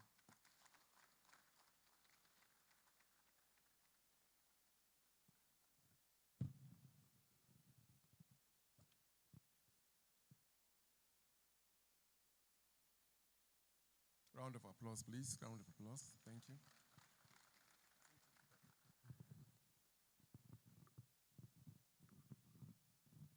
أعوذ بالله من الشيطان الرجيم بسم الله الرحمن الرحيم. Chairman of the occasion and President, Nigerian Institute of Architects, President, Nigerian Institute of Architects chapter, the ARCON leadership here present, other members of the high table, a very good afternoon to you. I'm here wearing two caps as a member of this great institute and then representing His Highness, the Emir of Zazzau. His Highness would have loved to be here, but due to some exigencies that coincided with this event, he has asked me to come here and represent him. His Highness is proud of the Nigerian Institute of Architects, especially the Kaduna chapter and the Department of ABU. If you get to the palace now, you will notice a lot of changes, a lot of beautifications, a lot of renovations, a lot of remodeling and other developmental projects. All these are achieved with the help of the Nigerian Institute of Architects. We have a lot of architects around us. I don't need to mention name. One of the committees was headed by the former Vice President, architect Namoji Sambu. There are other architects, a lot that time will not permit us to mention their names. He has asked me, I'm coming here to wish the organizers a fruitful discussion. And he has asked me to wish and pray that at the end of this exercise, this gathering, the gathering will act like a springboard for our individual and collective development. Thank you and good guidance.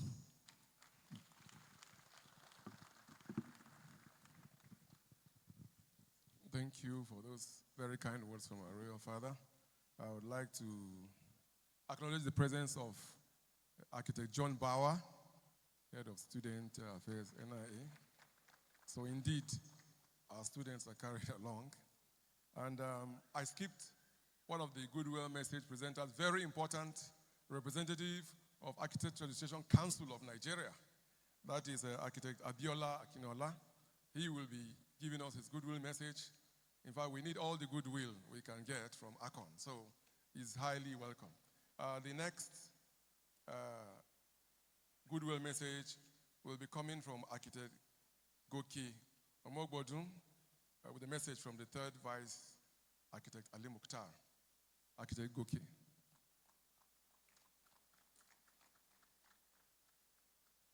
You're welcome. welcome.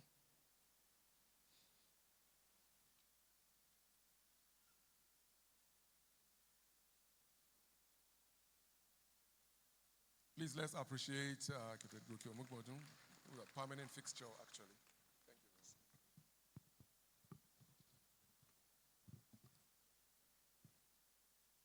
you. I will just have relied on the protocols already established, but I want to be a very good student of Madam President, because when she got here, she said we should no longer rely on established protocols. So at least to please her, and to be sure, I must please her very well now. So I'm still going to try my best to relay some protocol. Madam President, the Pearl President of the Nigerian Institute of Architects, Architect Mobolaji Adeola Saadatu Salhamata Adeniyi. Please put your hands together for her. And the President-elect, everybody calls him incoming, but the Constitution calls him the President-elect, Architect Sani Saulawa. You're highly recognized. I also want to recognize all strategic committee members of the institutes that are here. And I'm speaking for the third vice president. And while I was sitting down there, the second vice president also called me and said I should speak for her. So I'll be saying everything together. But in recognizing the members of the strategic committee, I recognize the presence of the National Treasurer. Please put your hands together for him. The past treasurer of the Institute, Architect Fausat Adebola Ibikunle. That's my predecessor in office. Please recognize her very well.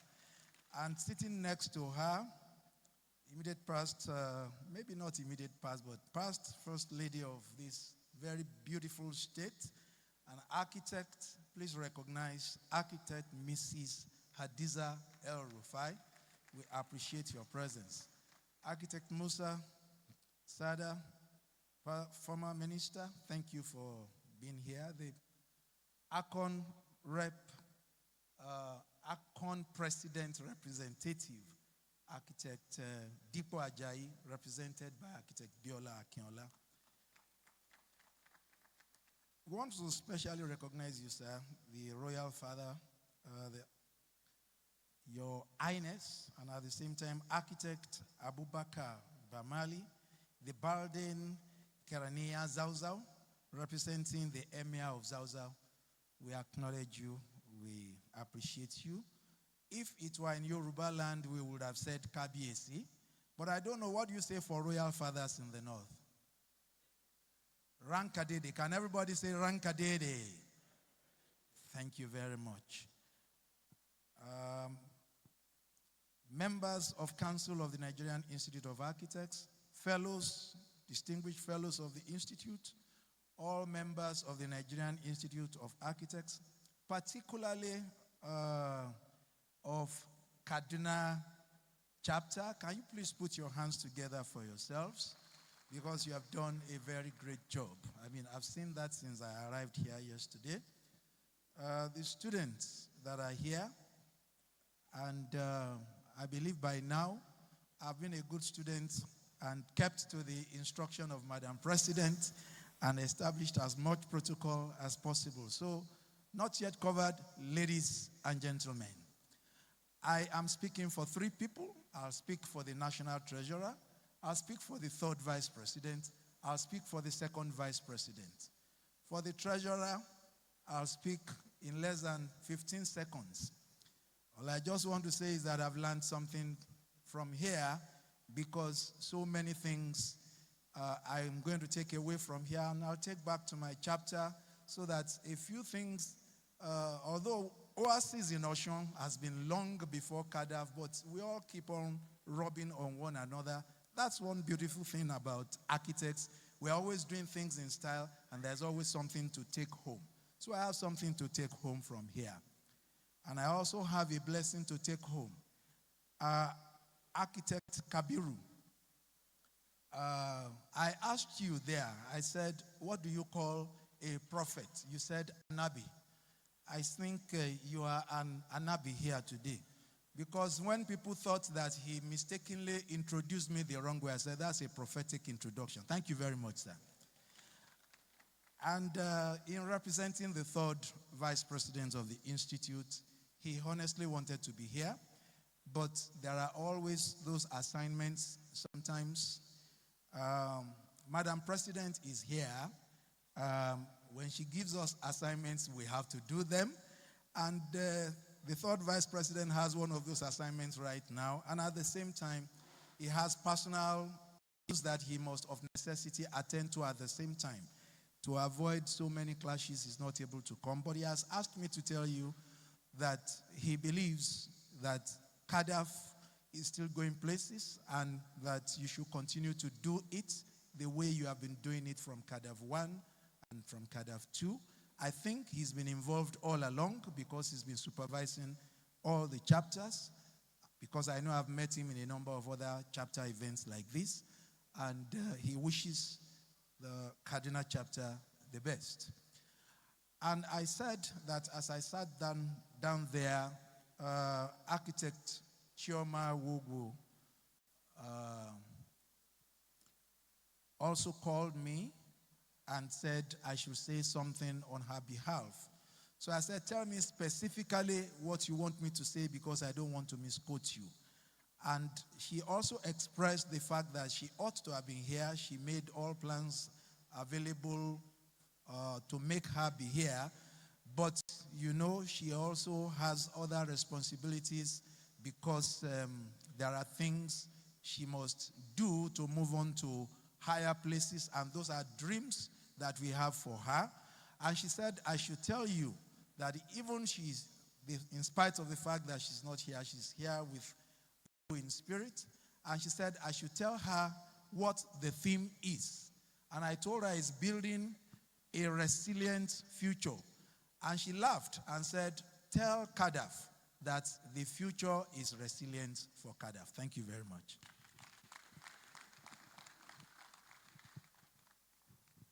Thank you very, very much, Architect Goke Omogun. Once again, please put your hands together for him. We are moving on, and I'd like to invite the President of Society of Landscape Architects of Nigeria to come give his own goodwill message, Dr. Alao Amos. Help me put your hands together for him, and keep clapping until he gets here. That will put some spring into his steps. I told you, keep clapping till he gets here. Thank you so much. Thank you. First of all, I want to thank our pale president. There is never a time you sit with her and you don't learn something. Now, protocol, the etiquette of protocol is key. So I had written my protocol, and I have to rewrite it. But understanding what she had mentioned earlier, grammatically incorrect is standing on existing protocol. So she has done a detailed breakdown of the protocol. So allow me to adopt what the Pearl President has done.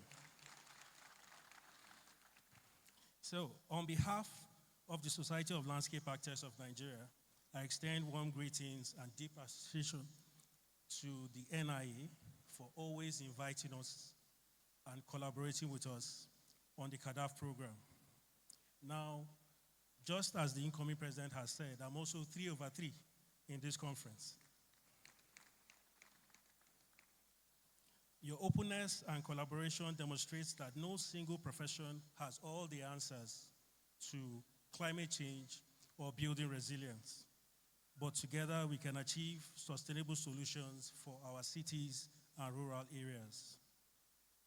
I grew up in Kaduna, like the Pearl President has said. I grew up on Issa Keita Road and Sultan Close. 20 minutes drive from this point, depends on what you are riding. Now, today our cities face unprecedented challenges. There was a time, Angwarimi, this part of Kaduna, was a carbon sink. You could walk from Murtala Square to Central Market under 3 canopies. and you will not sweat from the sun. You are sweating from either fatigue or from kinetic motion. Today, our cities are bare of greens. We have spoken so much about resilient buildings, but a building can only be resilient if the environment is green. Just like the professor said, you know, when we talk about, it's not a lecture, it's a goodwill message, but when we talk about building materials, we also have issues of thermal expansion. We talked about plastics. We're in the humid environments. We have increase in length per unit rise in temperatures and all of that. These are some of the paradigms we as landscape architects want to introduce and collaborate with architects moving forward. Now, I also want to talk about resilience as it relates to nature-based solutions. A lot of times when we talk about building resilience, we talk about concrete. Everything is hard. It's nice to see that at Kadaf 2.0, this area was hard. 3.0, we can see that the green is beginning to sprout. 4.0, God willing, we're going to have more green around the environment. Now, the paradigm of a landscape architect, besides nature-based solutions, we also talk about locally optimized traditional ecological knowledge. For the building architects, that is biomimicry or biophilic architecture. So we need to go back to how our ancestors did these things and make life better and comfortable for all of us. In closing, as we gather here in Kaduna, let this event be a call to action for all built environment professionals. Together, architects, planners, engineers, I deliberately put landscape architects last, can build cities that are not only structurally sound, but ecologically intelligent and socially inclusive. And as the Hausa people say, Gerida yakoya maka tefia, yakoya maka dawa, which means the city that taught you to walk deserves that you return to help it rise. Thank you. Thank you very much. Let this meeting not just be one that will just judge and not put into action. That's according to Dr. Alao Amos. Thank you very, very much for your contribution. At this point, I'd like to, specific hellos. And I think you'll end up in Madam President's zone too. All right. I think you touched a nerve and a chord. Some collabo will be happening. All right, so at this point, I'd like to invite to the microphone one of the twins. If I say that, I'm sure you know what I'm talking about, because Madam President referred to that. Okay, 1978, does that ring a bell? Okay, help me with a huge round of applause. Welcome to the microphone, architect Hadiza El-Rufai, wife of the former governor of Kaduna State, former First Lady, and there are so many other formers that I will not let you know now. Only me know. Please help me escort her here with a huge round of applause to give her gingers. Thank you very, very much. I want to listen to your goodwill message. Thank you very much. Your Royal Highness, the Emir of Zazzau, ably represented here by our colleague, Madam President, Bolaji Saadatu Sa'armata, other distinguished ladies and gentlemen, my colleagues, students here present, good afternoon. My goodwill message is going to be very short. I'm just going to extend my appreciation to the Kaduna State Chapter of the Nigerian Institute of Architects for organizing this. This is the third outing of this, and you've done very well. We appreciate it. I wish you all the best. I wish all of us long life so that we can live to see the fourth, the fifth, the sixth editions of this laudable project, inshallah. Thank you very much. Thank you very much, ma'am. And you know it's not right for you to give something to one twin and you don't give to the other twin. Abi? So it's not my fault. Help me as I welcome to the platform, to the microphone, Architect Fausat Ibukunle. And please keep clapping. Keep clapping until she gets here. Keep clapping. Now, students, I hope you are learning. I hope you are listening, you are taking notes, because these things, there are some things you don't get from lecture rooms, but you get straight here from speeches and all of that. Thank you very much, ma'am. Thank you very much. Thank you. Madam President, my Pearl President, my sister, and the second female architects of our Able Institute, we're so extremely proud of what you're doing. You have already established some protocol here, well laid out. So permit me to just adopt it so that I will not waste too much time. So straight to the point, Kaduna State chapter, we have come a long way together. My short stay in Kaduna, we worked hand in hand together, and I've always been very proud of everything that you're doing. I'm extremely proud of this new outing that you call Kadaf. This is the 3.0. I'm not sure if I was in Kaduna when 1.0 took place. For sure, I did not attend 2.0, but I'm here 3.0. It's a very laudable cause. We're extremely proud of you. And from the theme that you have adopted this year, it is a very welcome development because it gives us opportunity to really stimulate ourselves in current issues. The lecture that was presented to us by the professor was so apt, so we'll continue to push ourselves more and more. So I'm very proud of what you're doing. On behalf of myself, I would want to congratulate you and hope that, like my friend said earlier, that we'll all live long enough to be part of more. So keep the flag flying. Well done and congratulations. Thank you.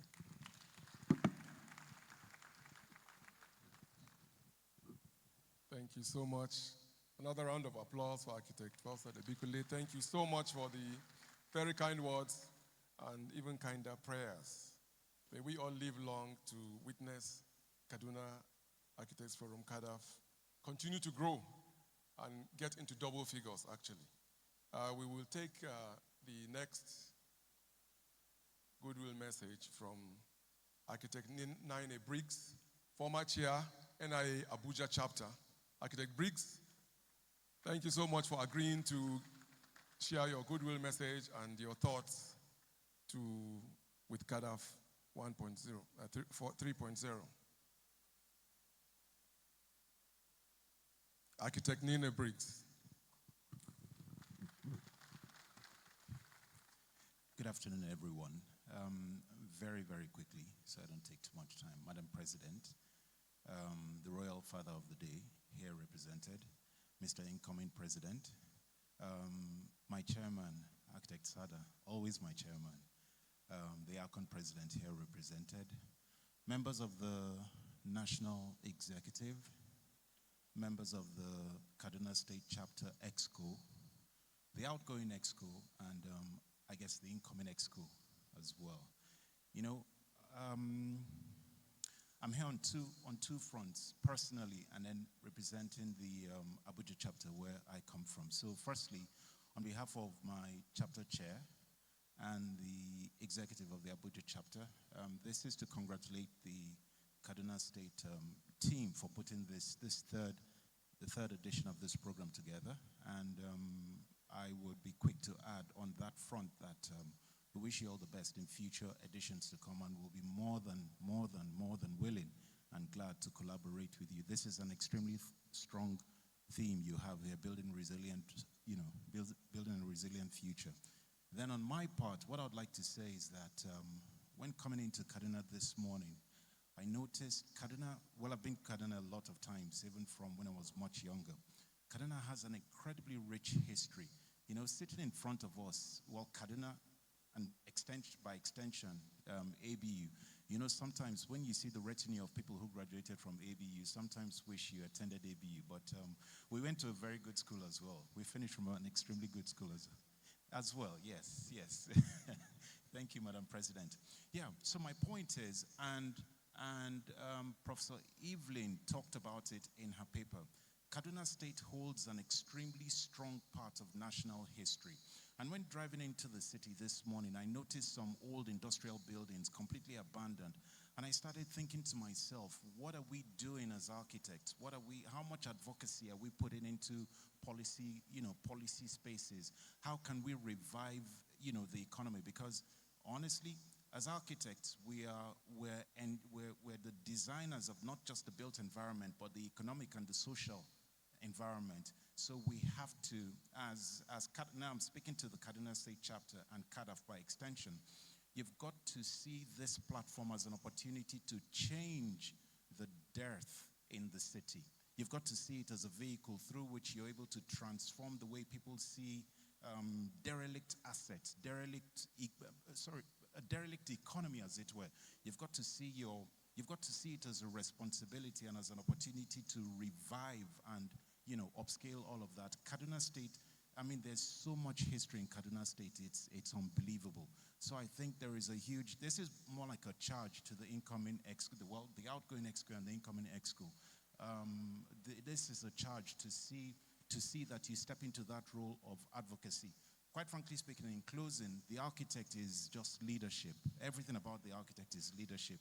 And it behoves on each and every one of us to rise to that role. So in closing, once again, heartfelt congratulations to the Kaduna State chapter.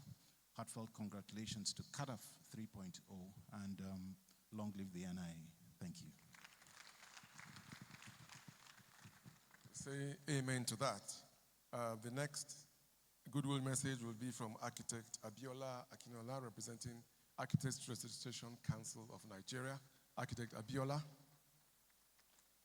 Architect Abiola, Akon. Thank you very much. Thank you very much. We could do the goodwill messages all day, but eventually we have to stop. So thank you. Thank you very much.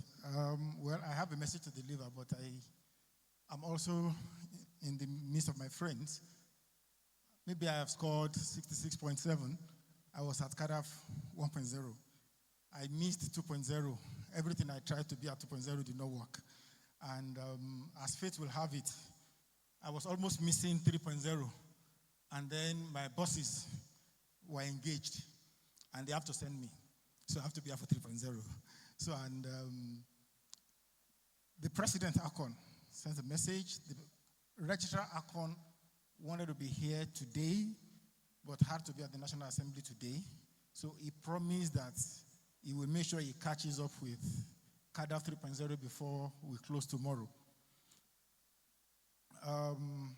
Madam President, the PR President, and I would like to adopt the beautiful protocol built by my predecessor in office as the chair. When I was here for 1.0, I came as the chair of Osun to identify with my brother Obaje then. And he established a very wonderful protocol that I would like to adopt. I mean, I couldn't do anything better than what he has done in terms of protocol. So back to the message of Mr. President. Distinguished colleagues, ladies and gentlemen, it is a great pleasure to, well, it's not here, but to be represented here at Kaduna Architect Forum. He wants to commend the chapter for sustaining this vital platform through 1.0 to 3.0. And he made reference to the theme, Building Resilient Future, Architectural Risk and Sustainability in Kaduna, to be a both timely and visionary theme. It challenges us to create buildings and communities that can withstand environmental, economic, and social pressures while remaining functional and sustainable. At Akon, we share this vision and have taken deliberate steps to strengthen the practice of architecture nationwide. He made references to some of our recent achievements, digitization of the registration and licensing processes, full implementation of the APRN, collaborative capacity building with the ministry, promotion of technical and vocational training for artisans, and other things. These measures reflect ACON's ongoing commitment to excellence, innovation, and professional integrity. As we deliberate over today and tomorrow, Mr. President wants us to remember that architecture is not just about structures, it is about people, resilience, and the legacy that we leave behind. So he implored us to continue to design with vision, to build with conscience, and inspire with purpose. And so, on behalf of ACON, I wish us a successful and impactful forum. Thank you very much.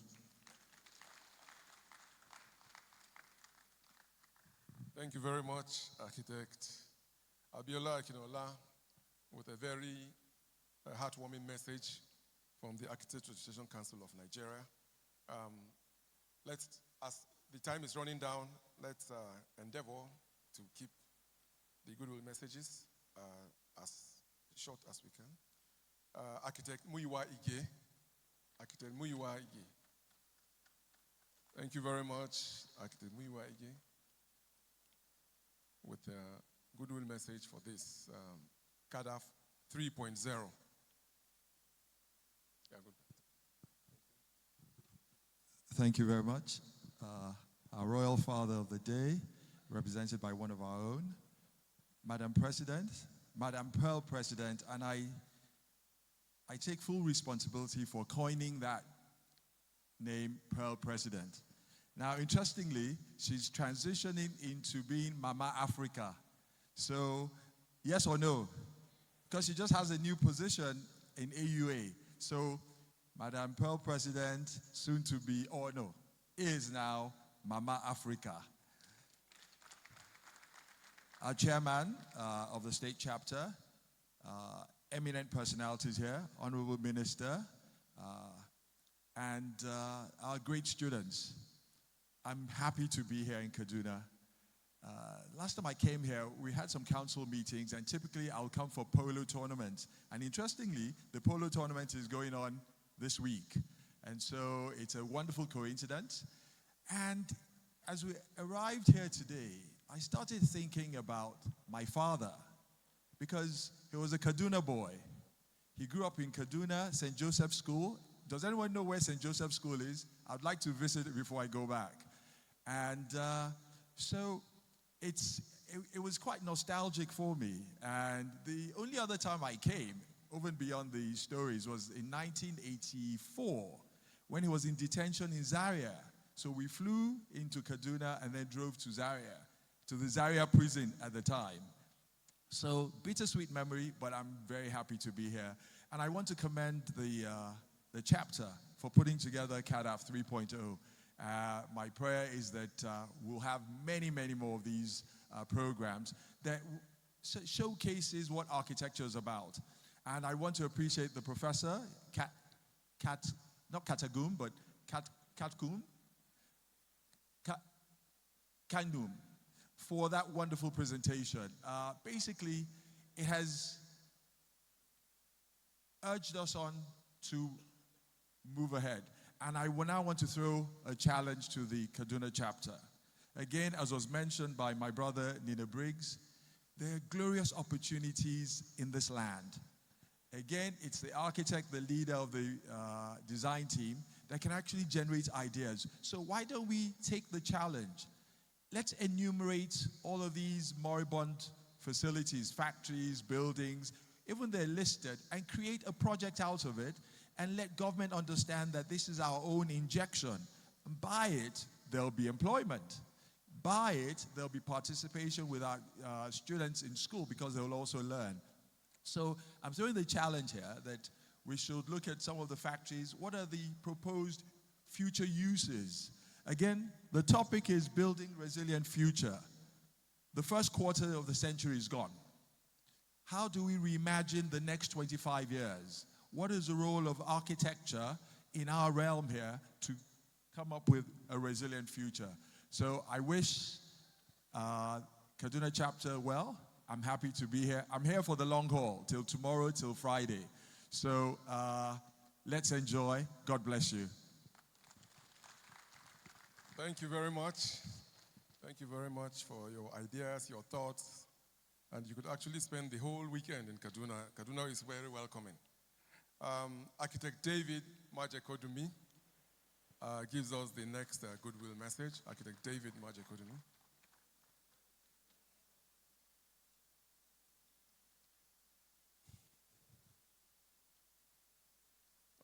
So fellow esteemed architects, Architect David Majekodumi, esteemed architects and students and other stakeholders, actually. Thank you.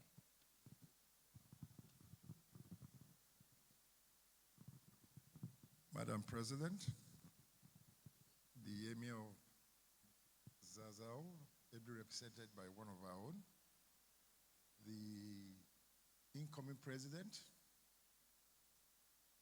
the second, third, ably represented by the treasurer, and I recognize the treasurer as well, other members of the NIA Council, most especially the state chapter chairman here, my chairman, Architect Biodu Fatui, and I think the Plateau State chapter chairman, and my noble Professor Evelyn, the speaker.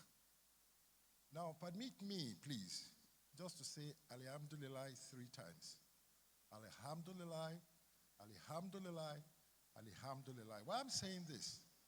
Because the genesis of Kadaf, I was instrumental to it. And when we talk about architect Danjuma Ageni, the first Kadaf, we did it together. And I'm glad. You see, that's why I say give thanks to God 3 times. You look at the first one, you look at the second one, you look at the third one. And that's what we're supposed to be doing, to grow together. Because as a past chairman of Lagos State Chapter, I was able to host, at least from 11th edition to the 14th edition. And my present chairman has done the 15th edition. And by the grace of God, we will continue to host, to make it continue, and we spend many, many more years. Same with other chapters as well, maybe in a different nomenclature. Oasis, Abuja, you know, this is the beauty of architects. If I tell you what the Architects Forum in Lagos has produced today, is great. We have a building control agency. This emanated from, you know, the forum. We have what we call accredited certifier, where the government has got less capacity in monitoring building, in doing all sorts of things, and is the architects that anchored it today. So I really appreciate you, Kaduna State Chapter, and having witnessed and had the privilege of witnessing the first, the second, the third. Definitely, I know we're going places, and I wish you all to have, you know, a successful deliberation. And also, the other comment there, please. Yes, we had the problem in Lagos before. There's this dichotomy between the public sector and the private sector. Let's get more of the public sector here, because it's with them that when we push this thing out, the governor or the government listen. And with their help, we're able to achieve what we're discussing. Thank you very much, and God bless you all.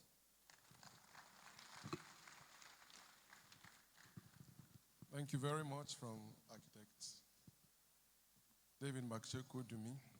I also say Alhamdulillah. Now we get the chair of the Lagos NIA Lagos chapter, Architect Biodu Fatui.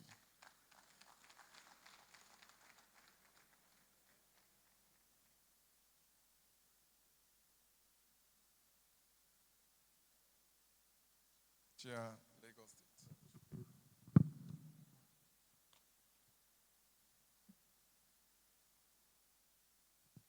Madam President, the first Vice President, President-elect of the Nigerian Society of Architects, all members of the NIA Council here present, Good afternoon, ladies and gentlemen. I would like to also recognize the presence of the Emir, Royal Father for the day. And I'll just read my very short speech that I just typed out on my phone to save us time. On behalf of all members of the Nigerian Institute of Architects Lagos State Chapter, I extend my heartfelt congratulations to all members of the Kaduna State Chapter of the NIA. I also extend my heartfelt congratulations to all the participants and the distinguished members of the architectural community of Nigeria in this third edition of the Kaduna State Architects Forum 2025. The theme, Building a Resilient Future, Architecture, Risk, and Sustainability in Kaduna, is both timely and visionary, which is what this forum is supposed to address. As our cities and communities face the growing challenges of climate change, rapid urbanization, and social economic shifts, the role of architecture in shaping sustainable and resilient environment is more critical and cannot be overemphasized. Kaduna, with its rich cultural heritage and strategic position in the northern Nigeria, stands at a pivotal movement. The dialogue and innovations that will emerge from this forum have the potential to influence not just the skylines of Kaduna, but the well-being and future readiness of the people of Kaduna, which I think I can claim to be one of them because I also had my primary school education here in Kaduna. It's a homecoming for me. I would like to commend the chapter and most especially the executives of Kaduna State Chapter, ably led by the chairman and of course the able vice chairman who is going to be the incoming chairman, for providing this important platform of collaboration, knowledge, exchange, and strategic thinking. I pray, inshallah, that this gathering will spark actionable insights, strength, partnership, and inspire the most important, the generation coming behind us, the next generation of architects who will design with purpose, foresight, and integrity.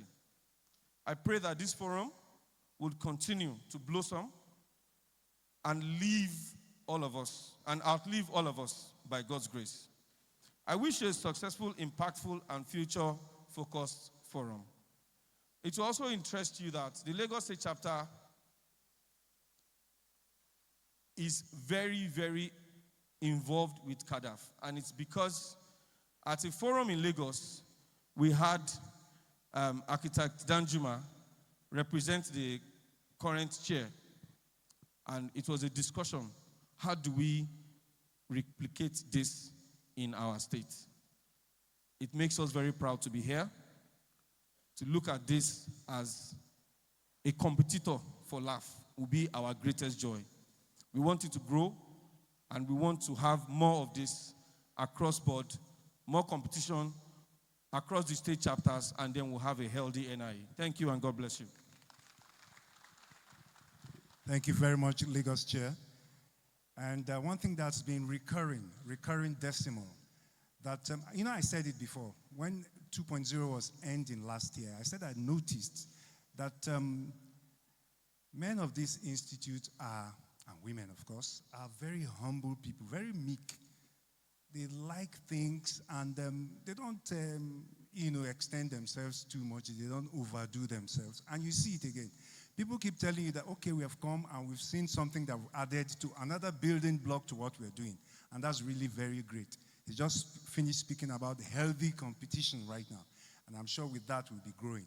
Let me just pause a little while, take this very small opportunity to let us know that we have some companies that work with architects that are around with us here in Kadaf 3.0. We have Queensway Aluminium.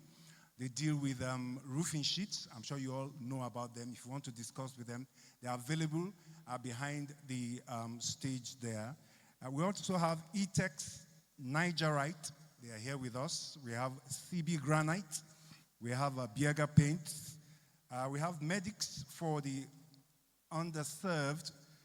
Nomadic, they are called. They give out, my colleague talked about you if you want your vitals checked, those very few details, you want to know your blood pressure and all of that. We have them behind there. There is a company called Pro Blind. They are also here with us. You can take a look at them. Pro Design is also here. And Amosil West Africa.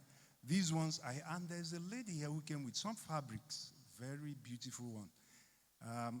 I've been eyeing a couple of fabrics. So when we finish, before you people rush there, I'll be there ahead of time. In other words, these are people who are collaborating with us and to be with us here. So please make sure you visit them, discuss with them, and maybe do a collaboration with them. Coming next with his own goodwill message is the chairman of the Katsina State chapter, architect Kamaluddin Dahiru. He's coming up to give us his own goodwill message. He's very prominent. He was here in 2.0. I saw him last year. I was trying to make some friends with him. Maybe we'll finish our discussion from last year. Help me welcome him here with a beautiful round of applause. Keep clapping until he gets here. Keep clapping until he gets here. Architect, thank you for coming. Assalamu alaikum. Let me sit on the existing protocol as Madam President said. The goodwill message that is coming from Katsina. Katsina actually was the father of Kaduna State. And when I say what the father of Kaduna State was the mother, if you see most of the architects, when they call incoming president to come and deliver his message, the next person they call was from Katsina, and the person that introduced them was from Katsina. So Kaduna State chapter is doing well. And we hope to invite them to Katsina so that we will do the same to them. Thank you. Thank you very much.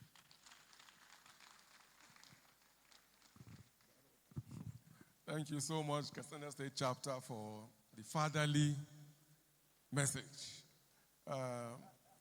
Next is the Chair Student Affairs, Architect John Bauer, very important member of the NIA Exco.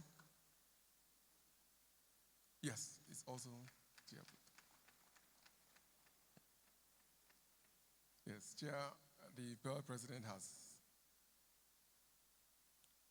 drawn my attention, even though it's actually here. Let's take the Chair, Student Affairs, Architect John Bauer. Welcome. Thank you very much.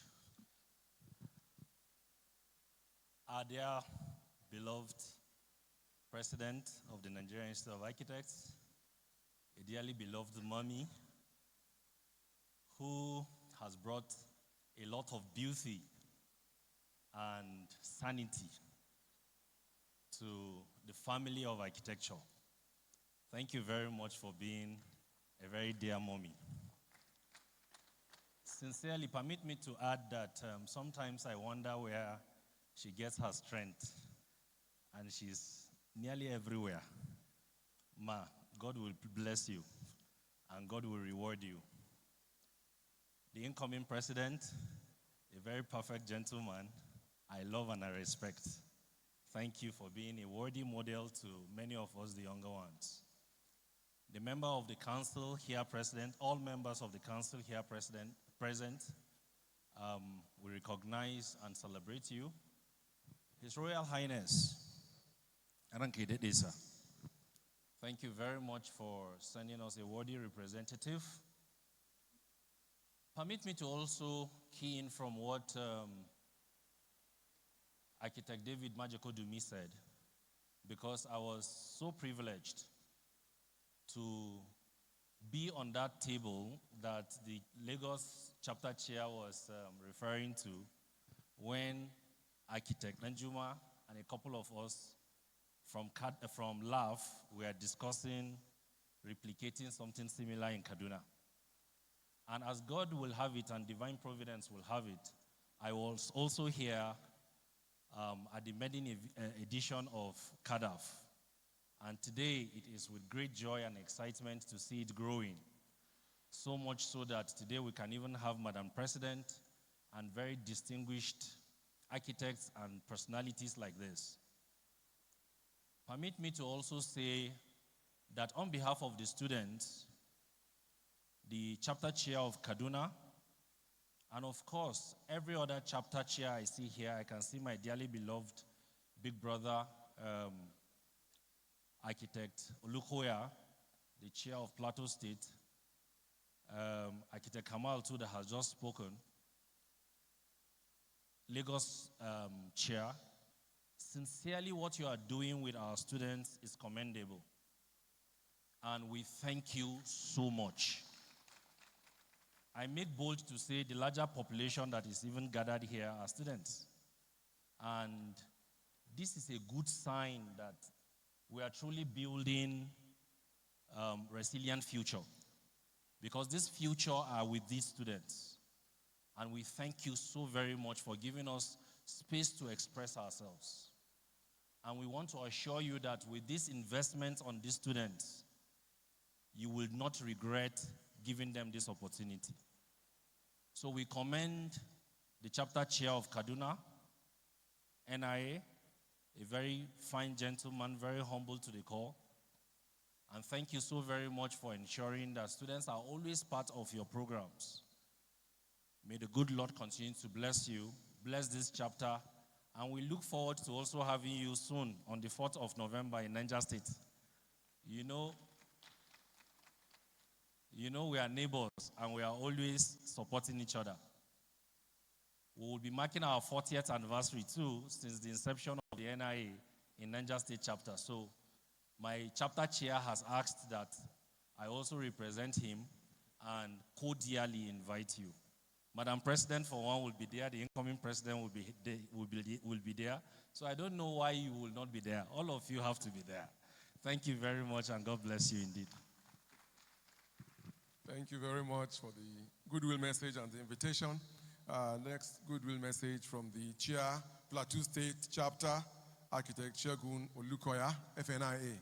Architect Shegun Olukoya, FNIA, the Chair, Plateau State Chapter. Let's appreciate Architect Shegun Olukoya, who has, I'm sure, been here throughout the Kadaf series, I think.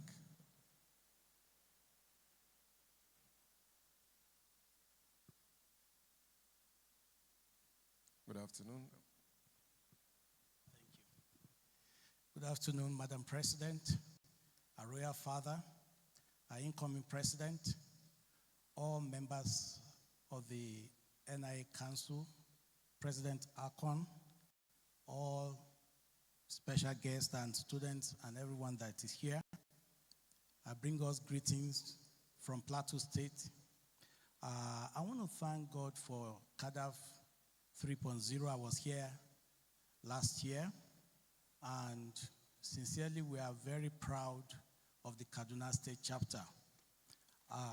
Yes, thank you. And I also want to appreciate Professor Evelyn for a well-delivered paper. In fact, our platform is almost exploding, because we're sending reports on the platform. My encouragement, my dear Chair Kaduna, a perfect gentleman, is for us to, yes, we thank God for all the students, but there are younger architects that Madam President is very concerned about. Some of them are not registered, some of them are, but they are very strong, very resilient, and many of them are outside the institute. We need to concentrate on them because we are trying to build a future. So you must go after them, because if you can get them and get their energy, you are going to really build a very resilient future. So once again, we celebrate you and we wish you well. Thank you. Thank you very much. And as we round up, there is a key message we definitely need to get that is from the Nigerian Society of Engineers, and the representative, Engineer S.S. Yam, who will take his goodwill message. And please be informed, all of those who were given ballot papers, the polling booth has closed. Please submit the ballot papers to the collation person. That is just in case you still have it with you. Engineer S.S. Inyam, you're welcome. Thank you very much. President NIA, our royal father of the day, distinguished guests, ladies and gentlemen. I'm here representing the chairman, Nigerian Society of Engineers, Engineer Samson Bauer. He would have been here, but other exigencies took him away. The theme of the conference is apt, very apt, and I'd like to thank the speaker too for doing a very well job to the paper she presented. But it will be good for us to take away lessons from the conference. Make sure we have steps to ensure whatever we deliberate here is put into place. In line with this, I'd like to appreciate the chairman, NIA Kaduna branch chapter, because we have this strong collaboration with KASUBDA, the Urban Planning Development Agency. We meet on 2 month intervals, and other allied professionals are involved, builders, quantity surveyors, engineers. I think it's a good forum where every decision from this conference can be put forward for implementation. So the theme of the conference is apt, and I like the collaboration. We have allied professionals in Kaduna with KASUBDA, and I would like to use that forum to please make sure we put all these things in place so that we can move forward and implement these things in Kaduna. As the speaker said, Kaduna should be a leading agency, and I'm sure we can do that, and we will do that. Thank you very much once again for everything. Thank you very, very much, Your Royal Highness, Madam President, very senior members here present, ladies and gentlemen. I'd like to thank you very, very much for your patience. Even though we were slightly behind schedule, we sort of like caught up. We are rounding off the opening/morning session right now. We hope to be reconvening at 2. Right now, we'll take a break and go take some tea. If you are someone like me who likes swallow, this is not for you. This is for tea. You make your own plans for your swallow. But we just stretch our legs and prepare and take advantage of the presence of our marketers, our colleagues, our collaborators that we talked about earlier on. And we have our ushers in the house, the ESCO members and those in charge who lead our very special guests to the table there for the tea that will be taken before every other member joins up. But we'll be taking a break right now, and we'll be reconvening at 2 o'clock by the grace of God. And when we reconvene, we'll be taking our lecture, Slum Upgrading in Kaduna, Participatory Approaches to Affordable Housing. One of the very major things that we'll be looking at. And that's a lecture that will be delivered by Kabal James Kaltu. And other things. You want to add some? Just to re-emphasize that, yes, we are going for the break now. On both wings, you can see the provisions for the break, for the refreshments. However, our guests on the high table or on the front row will definitely be going to the reserved area for their own entertainment. And we do still need to, because we planned to stick as much as possible to the time, but we're constrained. Hopefully this is not one extension that leads to any liquidated damages or anything. So it's just something that has happened, but very, very productively. Everybody has actually gained from the time we have had. So we can now all disperse for the break, reconvene by 2:30, actually, 2:15. 2:15. There might be a message.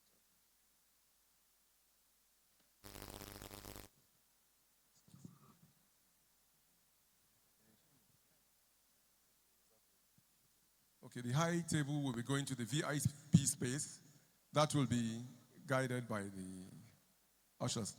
Please kindly, all those on the high table to the VIP space. Thank you very much.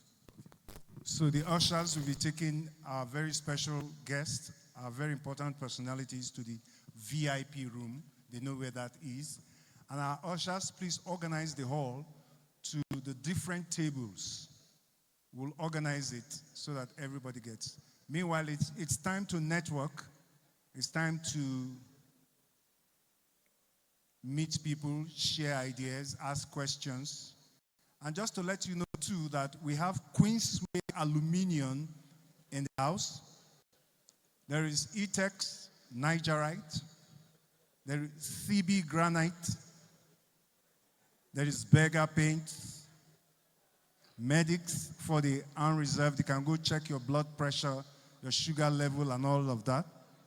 There is Pro Blind. We also have Pro Design. There's Armor Silk, West Africa. All of these people are available at the back.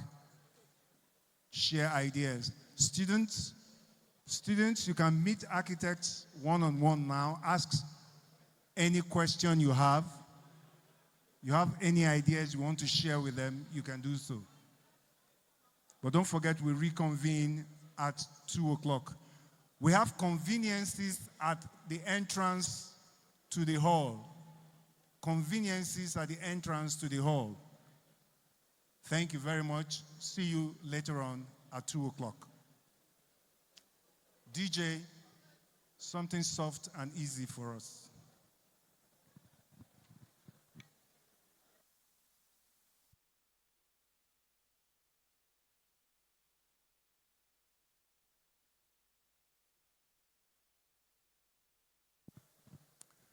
I hope we have people.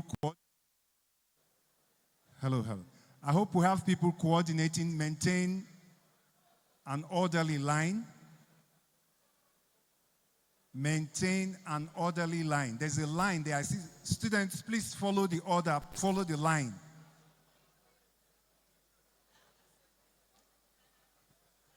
Let's do this orderly, please.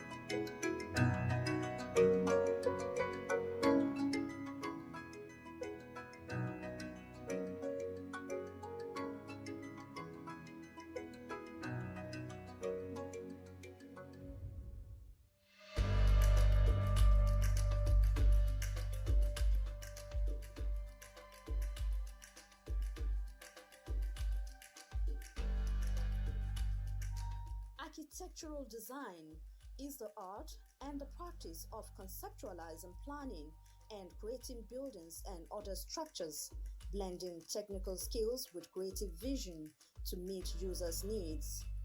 This process involves analyzing clients' requirements in Nigeria.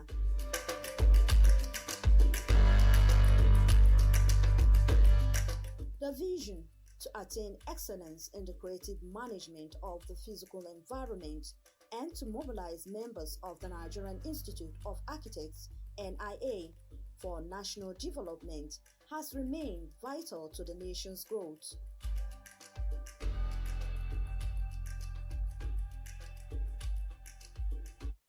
Established in November 1972, the Nigerian Institute of Architects, Kaduna State Chapter, was inaugurated as the North Central State Chapter. Kaduna State Chapter was created with the sole aim of bringing together architects on a platform where they can interact and also create a platform where they can exercise a kind of framework where they can be influential in impacting policy of government when it comes to architecture, building, urban development, and town planning. NIA was basically Lagos before we later moved to Abuja. That's with the coming of Abuja as the capital of Nigeria. So, and Lagos, Abuja, of course, you know the distance and so on. So having Kaduna State Chapter has helped to decentralize. So with Kaduna State Chapter, we're able to coordinate our own activities, you understand, and then forward whatever to the national. Chapter started 11th November 1972 as the North Central State Chapter. There was no Kaduna State then. It was North Central State. That was in 1972 with a membership of 24. The purpose is just to mobilize membership for service. Since the national has started since 1960, and they felt architects are coming up around here, so there's need for them to come together, and then so that they can offer service in line with the constitution of the institute.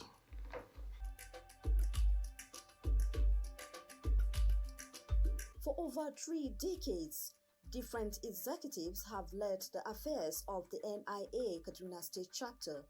Some members of the institute have served in various capacities as directors, permanent secretaries, commissioners, vice chancellors, legislators, deputy governors, and even as vice president of Nigeria. The main aim of Kadaf, that's the Kaduna Architects Forum, is a forum whereby we bring together, as we are progressing now, architects, not just architects, other members of the allied professionals, the builders, the town planners,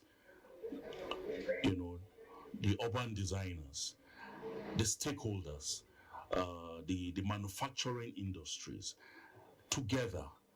How can we have a voice where we can create, influence policy decision making?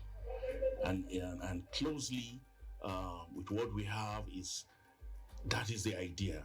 We want to create a forum whereby our voices can be heard in Kaduna State. We can influence some of these policies. Kaduna Architects Forum is a deliberate action. It's a deliberate action. I use the word deliberate because it's key to whatever we're doing and whatever we have done so far and whatever we're going to do in the future. A lot of people think when you say architecture or you say Kaduna Architects Forum, it's just about architects alone. Architects meaning just people in the building industry, built environment, meaning buildings, and that's it. But when you say Architects Forum, we have the landscape architects, we have the interior architects, we have the people, the manufacturers of building materials as well. It's a place where everybody else matters and counts, and we want to show people that, okay, it's not just about the building itself, there's so much more. And together we can collaborate and create resilient environments. Since the inception of the NIA in 1972, in 2022 we celebrated 50 years of architectural evolution in Kaduna State. And during that platform, when we had that celebration, we had engaged in discussions concerning where we were in the past and where we are at the present, and what we need to do in terms of creating frameworks that will ensure that there is quality construction of buildings in Kaduna State, not only residential buildings, but including institutional buildings and general urban infrastructure. So we had a very robust discussion, and we were able to, during that celebration of 50 years of architecture in Kaduna State, we were able to discuss so many things as it relates to architecture. And especially, we also look at the welfare of architects, especially with the challenges that we have in the economy. When we don't have architects on ground, people can just decide to put up buildings anyhow. And now with the profession, they have other bodies that have come up to ensure that you don't just build anyhow. So that they tell you there are guidelines on if you want to build some certain kind of houses. There are guidelines you need to follow to ensure that you achieve what you want to build. You don't just go and start building anyhow. For example, if you go to Abuja, there are areas you are expected not to build. The number of floors should not be less than maybe 4 floors. You shouldn't build below 4 floors. But if you don't know, you can just go, you just buy a land and you want to just put up a bungalow. The organization that is in charge will come and tell you, no, stop. For this particular area, your building should not be less than 4 floors. In the year 2021, the executives of Kadaf launched the first edition of Kadaf 1.0. A local organizing committee was formed to ensure the success of the event. 3 years ago, Kadaf 1.0 started off in Kaduna, and it was a very good outing whereby practicing architects, students, professionals, and government workers too all came together to look at Kaduna and see how the architecture professionals all came together, and we started looking at the fundamentals of what has been, what it is, and then start looking into what we can put across in terms of the construction industry, particularly architecture, all around about Kaduna's environs. And it was quite exciting. Made in Addiction 1.0. Kadaf 1.0 is more on the cityscape, because when you look at the regime of Malam Nasser El-Rufai, he went about, bringing out what real urban area is supposed to look like. So if you go around Kaduna State, you will really see great transformation. We believe we've been able to achieve that. Architects were carried along, because if you look at what Murtala Square is, you go in and compare with Murtala Square in the 80s and 90s. There's a great, the difference is enormous, and then you still go around the shopping malls we have. We have ShopRite, which used to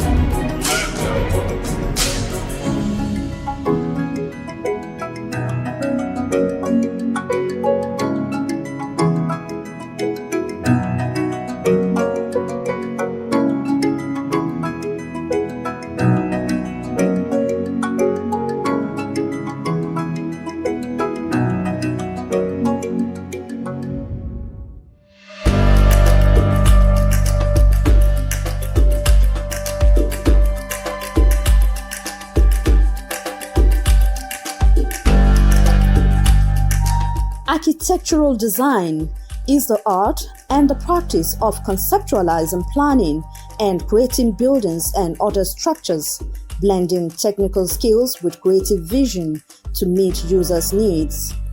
This process involves analyzing clients' requirements in Nigeria.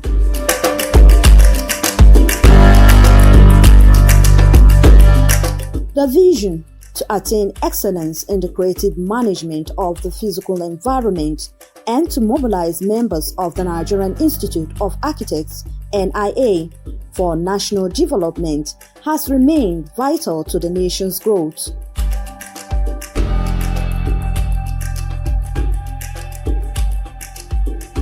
Established in November 1972, the Nigerian Institute of Architects, Kaduna State Chapter, was inaugurated as the North Central State Chapter. Kaduna State Chapter was created with the sole aim of bringing together architects on a platform where they can interact and also create a platform where they can exercise a kind of framework where they can be influential in impacting policy of government when it comes to architecture, building, urban development, and town planning. NIA was basically Lagos before we later moved to Abuja.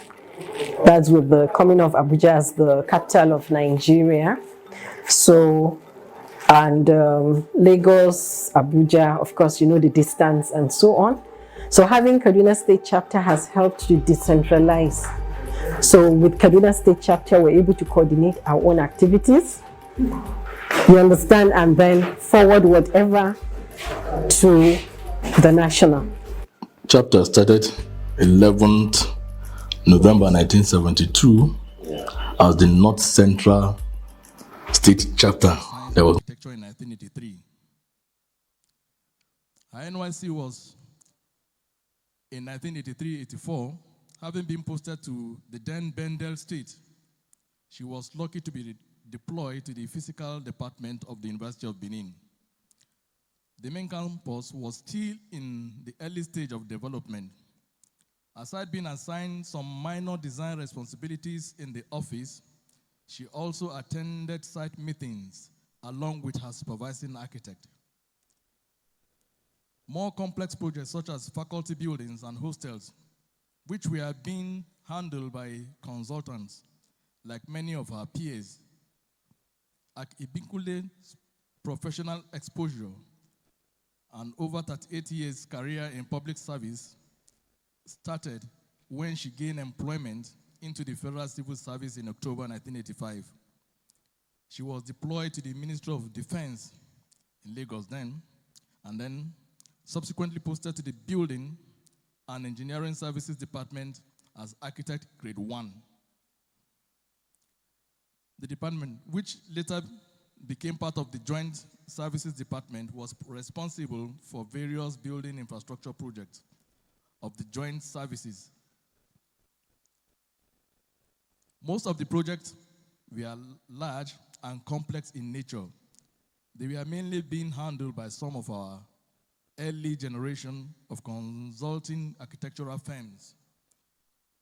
Therefore, working with them not only provided a good training ground in project management, but also imposed a huge responsibility on the project team because of the opportunity to attend high-level site and technical meetings as client representative and prepare reports for consideration by management at the highest level.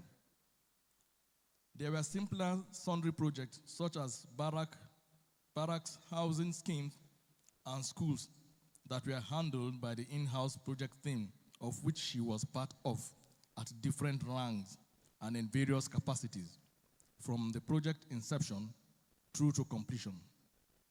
As Assistant Director in 2005, Architect Ibinkule transferred her service to the Federal Capital Development Authority, Abuja, FCDA. She was posted to the Department of Public Building, where she was assigned project coordinator, social services projects. Her team worked closely with the relevant mandate secretariat at FCTA department to initiate and deliver some key projects such as establishing orphanage homes in Gwagwalada and Sabon Lugbe, and fire service stations for Asokoro and Otaku districts. Akitebekule was redeployed from FCDA to FCTA Health and Services Secretariat in 2007 to head their works division, which was responsible for establishing and maintaining all healthcare infrastructure in the FCT, in line with the administration's priority, while working at the Health and Human Services Secretariat. Some of the key achievements of her team on behalf of the management include mobilizing and supervising our in-house team of technical staff to liaise with relevant departments to obtain briefs, identify wards in need, and commence from design to contract procurement and award processes. Subsequently, establish PHCs across FCT area councils and initiate in-house or work with consultants to establish district secondary to tertiary hospitals in Zuba, Gwagwalada, Karu, and Otaku. These contributions helped improve access to healthcare services in the FCT. In 2016, during the administration of Malan Nasser Ahmed El Rufai, Architect Fausat Ibimkunle was appointed General Manager Kasubda, position later designated as Director General, following the passage of the Kaduna Urban Law in 2018. Her mandate included the repositioning of the Planning Authority for better service delivery in line with the various reforms embarked upon by the administration at that time. Some of the key achievements of Kasubda under her leadership include operationalizing the monitoring and compliance department by recruiting and injecting other professionals into the system, which hitherto consisted more than 95% town planners. Therefore, more architects, structural engineers, assistants, builders, and services engineer became part the planning approval process without having to seek assistance from outside. The authority also embarked on strengthening existing or developing new urban planning tools to make the process seamless. Regulations to guidelines in conformity with the National Building Code and standard billing templates were developed. Front desk office for submission of building plans approval application was introduced to minimize the dumping of incomplete documents while holding on to acknowledge copies of application submission as licensed to start construction on site. The Kaduna State Ministry of Housing and Urban Development was established through the Kaduna State Ministry's restructuring notice number 1 in 2019, and architect Fausat Ibikunle was appointed by the then governor as the Pioneer Commissioner in July 2019, a position she held until the end of the administration in May 2023. In line with this mandate, the ministry under her leadership successfully developed a corporate plan for its sector, covering MHUD and the agencies under its supervision, which were Kasubda, KSDPC, CADFARMA. The Kaduna State Urban Development and Housing Policy was developed and approved by the Executive Council. The provision of social housing scheme was initiated and construction commenced on pilot schemes in the 3 senatorial zones. The mandate of the ministry also included the provision of public institutional buildings. Notable achievements were recorded in building infrastructure, in the education and health sectors, as well as major administrative building across the state. Architect Ibikunle is currently a director at Ari Consulting Limited and an active member of the Nigerian Institute of Architects. She was elevated to the class of fellow in 2005 and was also one-time member of the National Executive Council for a cumulative period of about 10 years. She is also a proud recipient of the National Productivity Award. I present to you Architect Fausat Adebola Ibikunle, FNIE. I'll call on our past minister, Architect Musa Sada, to please do us the honor to present her this award, the Celebrity Architect. Please put your hands together.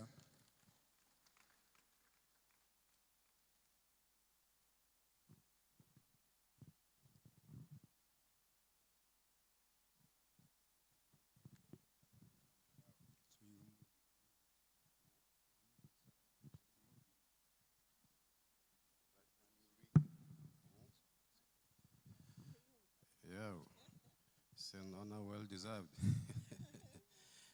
Yes, Architect Fausat Adebola Ibikunle, a visionary champion of design excellence for outstanding and innovative contributions to national architectural practice. So here presented, and congratulations. It's well deserved. Well deserved. Congratulations. Congratulations.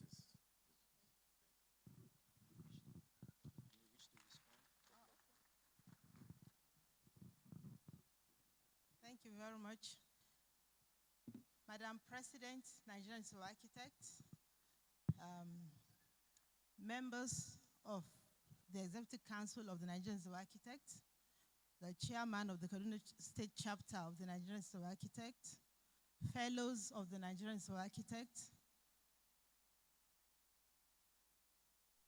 other senior colleagues that are here present, students and ladies and gentlemen. Honestly, this is really humbling because I don't know, or I didn't realize that what was considered for me to be worthy of this award, but I'm very, very happy, and I really appreciate it. When I saw the letter, I saw celebrity architect. I was like, celebrity, you know? I mean, I thought I was being equated with the Zaha Hadid's of this world, or Norman Foster, the rest of them. But on a more serious note, I am very happy that I'm considered for this award. I don't take it for granted at all, and it is really, really appreciated. So I thank you very much. The Nigerian Architects, thank you for this recognition. Thank you.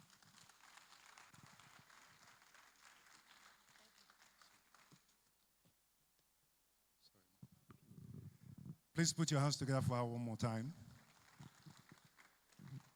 Yeah, I think we're ready to take the very last thing we'll be taking for today. If you look at what's left of our program, at least for today, we've really walked over and over it.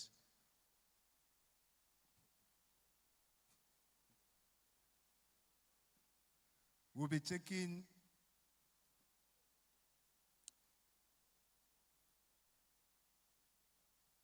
lecture that's supposed to be lecture number 3, and it has been moved forward right now. And lecture 3 is promoting innovative architectural futures in Nigeria, enhancing the use of technology, AI, and smart systems in practice. And of course, we'll be calling on AI Mustafa of A2 Design Workshop in Abuja, who's going to be presenting this paper. Please help me put your hands together for him.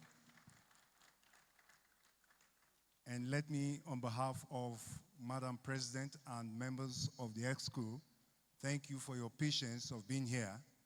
And I'm sure it will be worth it. Once again, put your hands together for the lecturer.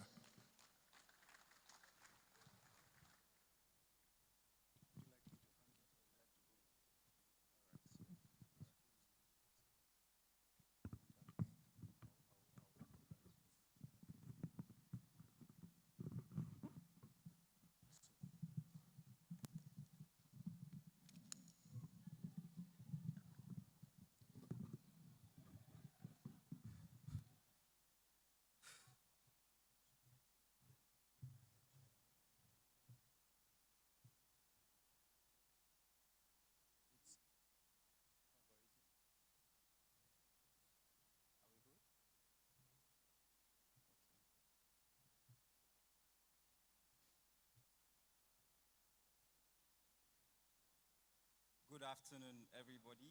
I'm sorry I missed the President's advice earlier on protocols, but I would do as everybody thereafter said. I would like to adopt the existing protocols and get ahead with my slides. Thank you all very much for sitting here to listen to me this afternoon. I will be talking about promoting innovative architectural features in Nigeria, enhancing the use of technology, AI, and smart systems in practice.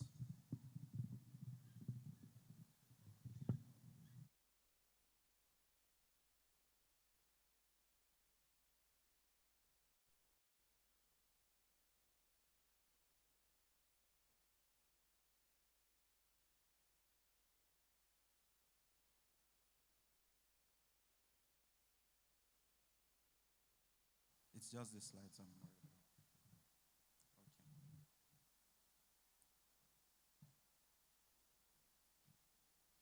Okay, so the theme for this year's Kadaf is Building Resilient Future, Architecture Risk and Sustainability in Kaduna. And it's basically two questions for me. How do we design for tomorrow, today? And there's a lot of answers, not necessarily right or wrong ones. And the second one is also, should the future buildings be smarter than our traffic lights? Just by a show of hands, how many of us think that our traffic lights are smart? The regular traffic lights we stop at. How many of us think they're smart? Okay, thank you. So I will give you a Nigerian context. As at last night, early this morning, when I was looking at the figures, Nigeria is estimated to be at about 238 million, maybe 239 million. And that's about 2.89% of the world. That's Nigerian. So it's about 3 people in every 100 in the world are Nigerians. I think that's a huge number if you look at it on a large scale. But when we bring that back down to Kaduna, you would see that Kaduna is estimated about 9 million, or we can say 10 million, given that we have about 140-something thousand to go, which is about 4.13% of the nation's population. Against that means that 5 in every 100 Nigerians lives in Kaduna State at the least. And about 1.85 million are in the metropolis, the urban areas, being mostly Kaduna City and Zaria City. What does this mean? That means that there's some shortage of housing. As we know, globally, there's about 2.8 billion people that don't have access to adequate housing. When you think about Africa, it's 50 to 53 million housing units shortage. And in Nigeria, at least, we think it's around 28 million housing units that we're short of. There's no clear data on Kaduna, but recently, sometime in November 2023, the government announced a drive towards 10,000 mass housing units. And the FHA is also piloting about 500 units on 157 hectares of land. So as I'm taking you, it's how the population is growing, and we know it's also going to continue growing. But that means there's an increased pressure on infrastructure, there's an increased pressure on housing, there's an increased pressure on services, supply, demands. And beyond anything, nothing exists without the requirement for infrastructure, which is where we as architects really, really dwell.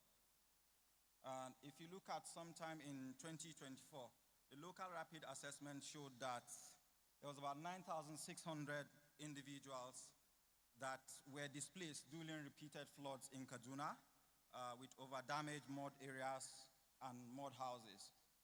So, you know, as architects, we then have to start focusing on site-specific flood risk mapping, use raised plains, reinforced footings, or other form of buildings to shield people from these challenges, as we've seen. So, and you know, the thing is, architects hold a unique position to bridge the gap between heritage and innovation, where we're coming from and how to solve these challenges that we have. But we must, as a practice, as a group, evolve from, you know, fragmented manual processes, and we now move to digitally integrated workflows that allow everybody to be working together towards the same goal, such that there's no repetition and other advantages that we will see down the line in this presentation. What are the current gaps in practice? So how many of us have had a client say, you can do AutoCAD and 3D? How many of us have had a client say that? The client thinks that AutoCAD and 3D are 3 different or 5 or 10 different things, but you know, but I mean, it's showing you how fragmented our current process and systems are. We still work, a lot of firms work in AutoCAD and 3D. I'm sorry, how many of us work in Revit? Revit or ArchiCAD?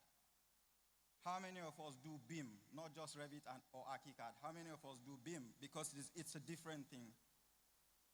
So again, that's a fragmented process. You then have to carry on doing BIM. So the current gaps in practice, you know, there's limited use of technology. A lot of us are still on 2D CAD and relying on WhatsApp for client feedback and control and issues in planning. You know, there's huge impact where we lose time on coordination. There's high rework. You have to change a lot of things. There's slow client approvals. You know, there's weak facilities management handover. BIM awareness and adoption. The 2024 BIM report shows that there's 72% awareness of BIM, but there's only 32% adoption. So, and adoption is concentrated mainly in design. 69% and 19% in construction and 12% in facilities management. What does this mean? This means that we miss a lot of clash detection and have to do a lot of on-site troubleshooting in our projects. There's limited 4D and 5D scheduling. There's no life cycle data for operation and maintenance. So you're operating a building, but sometimes you don't even know how many bulbs are in the building. So every time you need to replace, you have to start counting, right? There's minimal automation and AI, very low commercial adoption. There's slow design, which leads to slow design option appraisal. You know, where it takes us quite a long time to produce multiple iterations of a design and to review and appraise those. There's manual performance analysis, and we have weak or smart IoT integration. IoT, we all have, are mostly familiar with the phrase or acronym. So buildings mostly operate inefficiently and no early warnings for whether it's somebody's POP ceiling falling off, somebody's power unit or distribution board or door giving way because you don't know that the life cycle is over. So there's heat loss, there's no resilience. So what are the global lessons we learn? Firstly,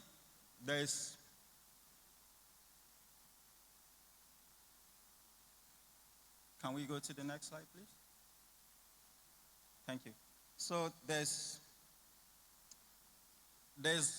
digital twins and clash detection.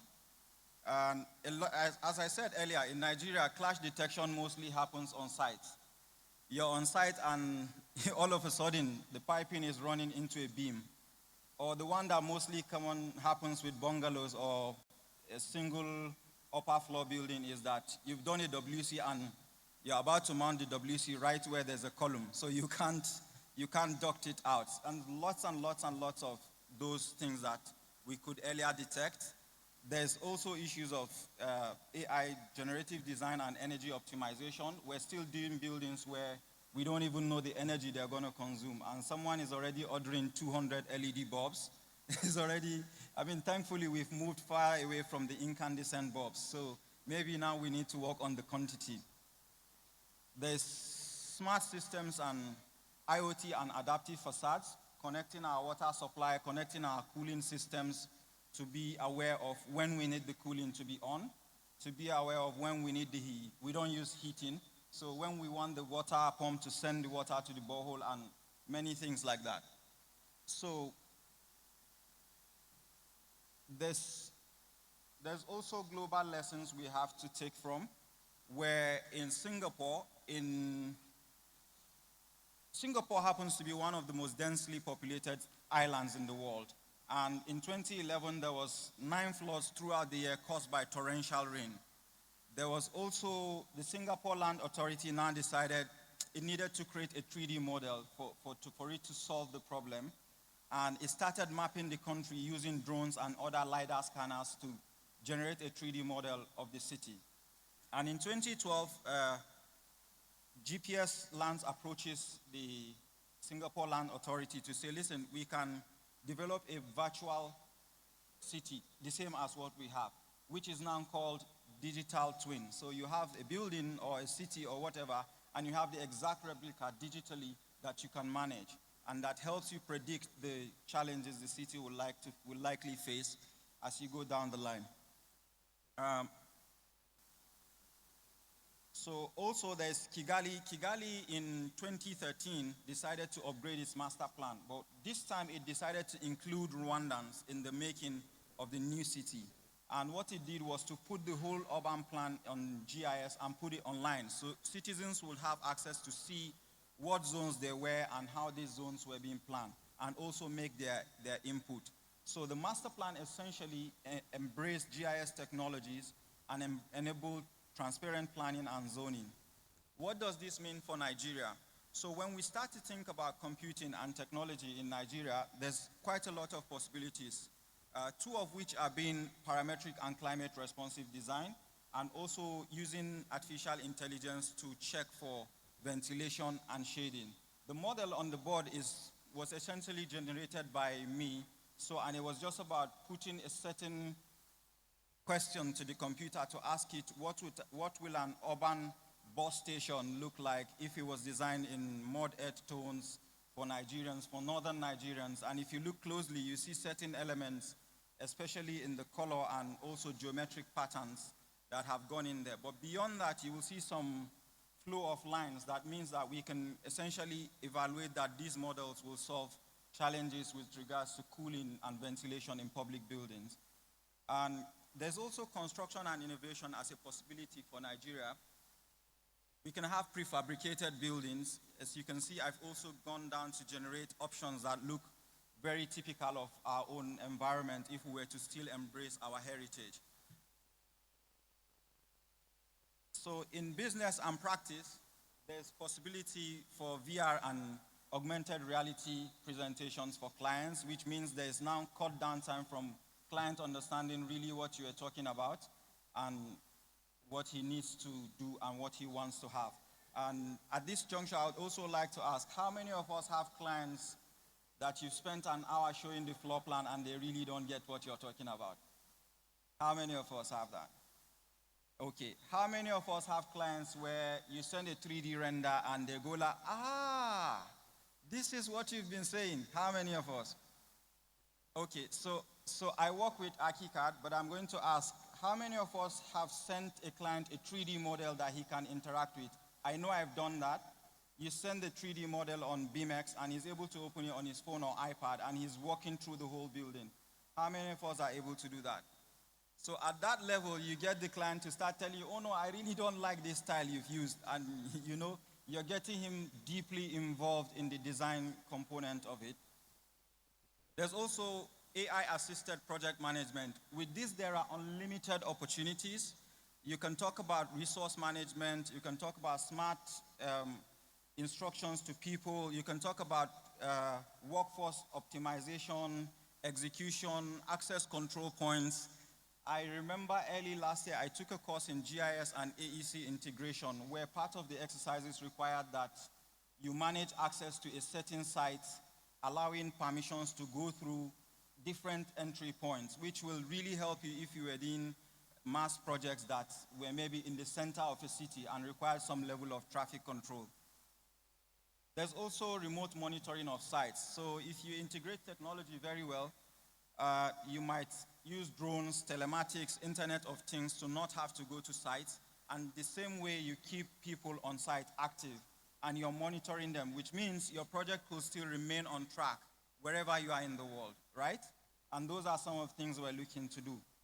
So smart and sustainable futures for Nigeria. We can talk about enabling energy, water systems, resilient urban planning, and one of the most important thing, which is where we've, for me, spent quite a number of effort, but we're still lacking, which is the blending of tradition and modern technology.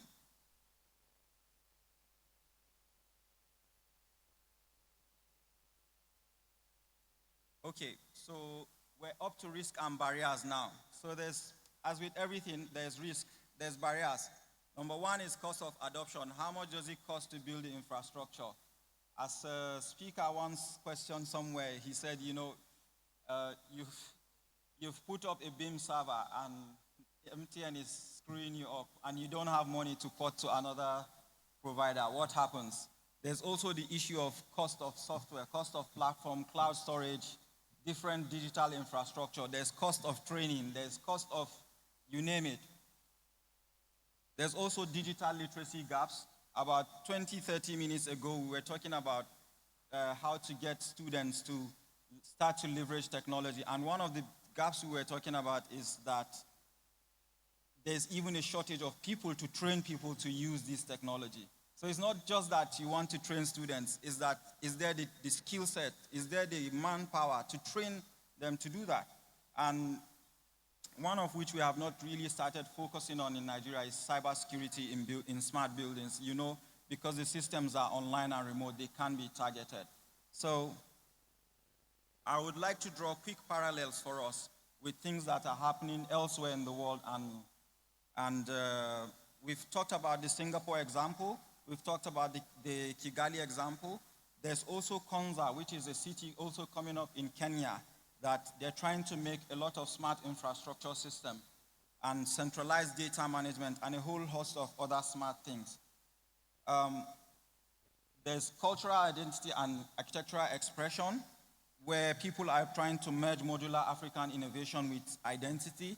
There's contextual ethnic architecture and compact form.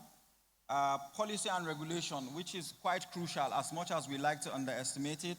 You know, there's places where in Singapore there's strong national standards for digital governance. So you have to do it a certain way. The country requires that you do it a certain way.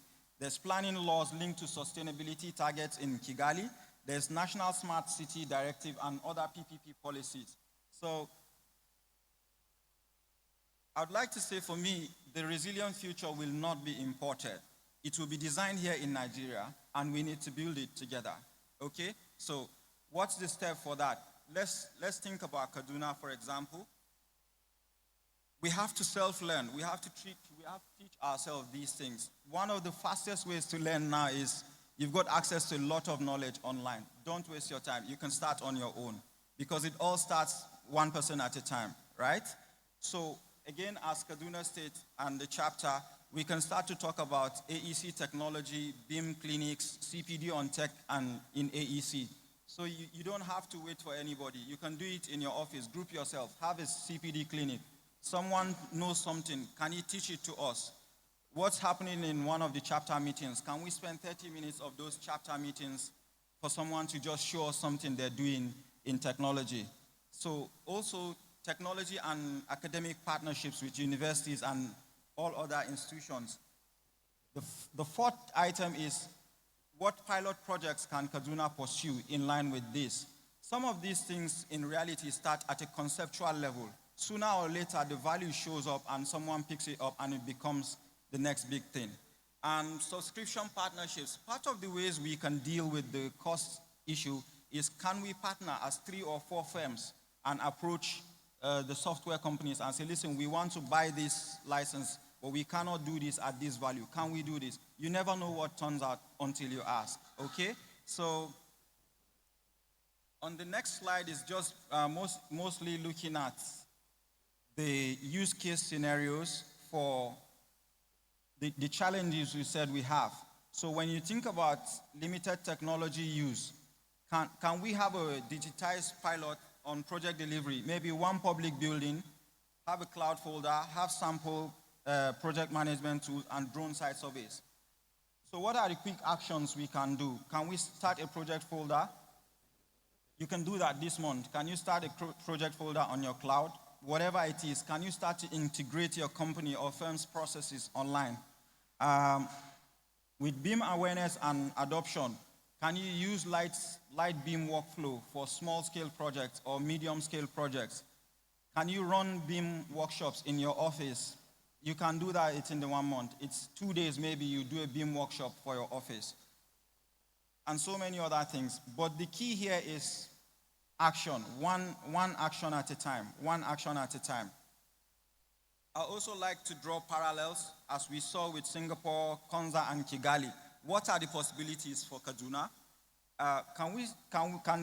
Is it possible that Kaduna should develop a smart urban dashboard that integrates BIM, GIS, and IoT sensors for monitoring building permits, drainage, and heat mapping? Can we start to blend Hausa vernacular motifs, Arewa style, all those patterns? Can Kaduna pilot a digital fabrication and smart district project in Kaduna North and Barna, for example, expanding through lessons learned? Can we establish a Kaduna digital fabrication hub to train architects, artisans, and youth in BIM, AI, and fabrication? Because also you have to remember something. It's one thing for something to exist in the reality of the virtual world. It's another thing for it to exist in the reality of the human world. And I think for me, the second is very, very crucial to our growth, and that's where we need to focus on. So, I would just like to ask, perhaps rhetorically, that how are you using technology in your practice? Is that worth review? And at this juncture, I would like to ask, how many quantity surveyors are in the audience, please? Quantity surveyors. Anyone? Okay, so we know them, but I think they're the most laggards when it comes to technology adoption in the AEC sector. I might be wrong, but how many of us have seen any quantity surveyor that has automated his taking off process, even if it's just for the substructure work? Okay, I give you an example. I have a colleague who was doing taking off for 43 or 40-something columns, just substructure work, and he was at it for about a week, simply because he needed to calculate the volume of sand we wanted to excavate. And I said to him, if we sit on the computer, I will have this thing for you in about 25 minutes. And he said, no, he seemed to have doubted. And I'm sorry, but this is basic Excel. This is basic plus times minus stuff we're talking about. And we sat with him. And it seemed 25, 30 minutes. We had the quantities. We had everything. And he was going back to check on his paper. And it was precise. And I said to him, if you do this for 3, 4, 5 projects, you're never going to do it manually in your life. And you're going to do it 10, 15 times faster than anybody ever would. So, how are you already using technology in your practice? Sit down and review that with your team. And what are the quick ways you can solve challenges? I'll give you one example. If you don't implement anything when you leave here today, go back to your firm and figure out, can you have an Excel formula that if you type in the plot size and the allowed percentage to develop, it will automatically give you the area you need to develop? How many of us can do that? Just Excel. Just Excel. Okay, please, when you go back, just figure it out. It's a basic formula. I have a plot 1,000 square meters, and I'm only allowed to develop 40% of it. What's the area I need to develop? So it takes that and gives it to you in square meters. It's simply 40% of the 1,000 square meters, right? But a lot of us have to punch our calculators. Some of us are good with mental maths. You can just say it's 400 square meters. You wait until you have something like 3,139 point something square meters, then you start rambling around. So I think that it's high time we implemented really basic stuff. The second question I want to ask is, what does a smart Kaduna resilient project look like? Just a pilot project. what can Kaduna do that is a pilot project that will be smart, that will be resilient, that will apply the basic or fundamental levels of technology? So for me, that's it for today, and thank you very much for listening.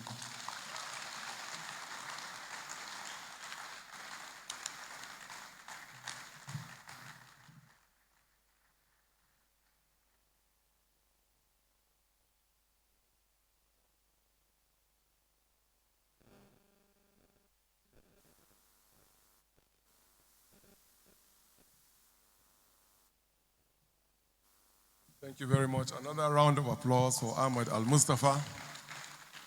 I think there are many adjectives you could use to describe this presentation. A lot of them, you know. And he just took everybody unawares and just stopped right in the middle of a presentation that everybody was just, you know, enjoying. This is great. This is several ideas just following back to back, coming after each other, possibilities, ideas, and thoughts. And he's saying he's going back to Abuja. I think we're going to keep you back in Kaduna for some time, so you better call them and tell them. Madam President, I have a confession to make. We had agreed that when he starts his presentation, we're supposed to be timing him and all of that. I was so engrossed in his presentation, I forgot to time. That was brilliant. Please, another round of applause for him. The Speaker's Appreciation Award will be given, and it's extremely well earned. I'm sure you will all agree. Will be presented now and will be introduced by Architect Samuel Kwachi. I'll call on Madam President to do us the honor of presenting this award to Ahmed Al-Mustafa.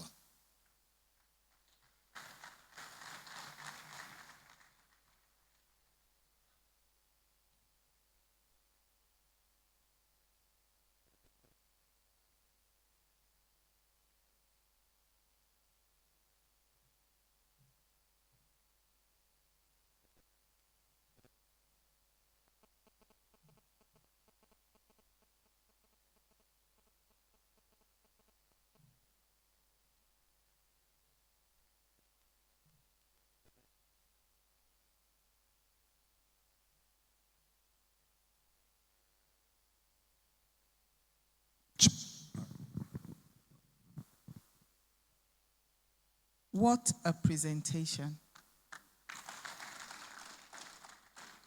Let me say I'm very proud of you, and you're the future that we're really looking up to. I saw you stand up there. You took a deep breath. You mumbled some words to yourself. I want you to know I was studying you.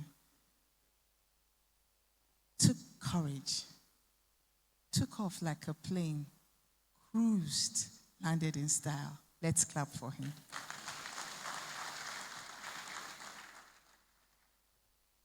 It's my privilege because I like to celebrate young people that are sharp, young people that we have confidence will take us up. And I hope you've learned about the Young Architects Forum. Are you a member? You joined today.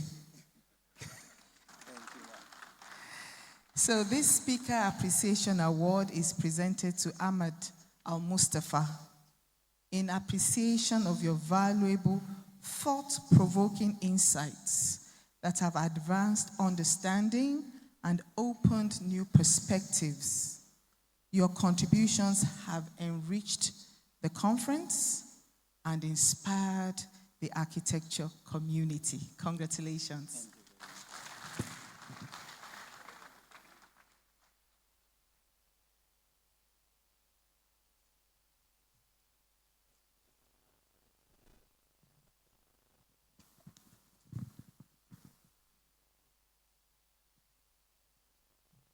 Once more, we appreciate Ahmed Al-Mustafa. Thank you very much. Round of applause as he goes. It gives you a lot of pleasure and, you know, good expectations that ideas like that are coming on through.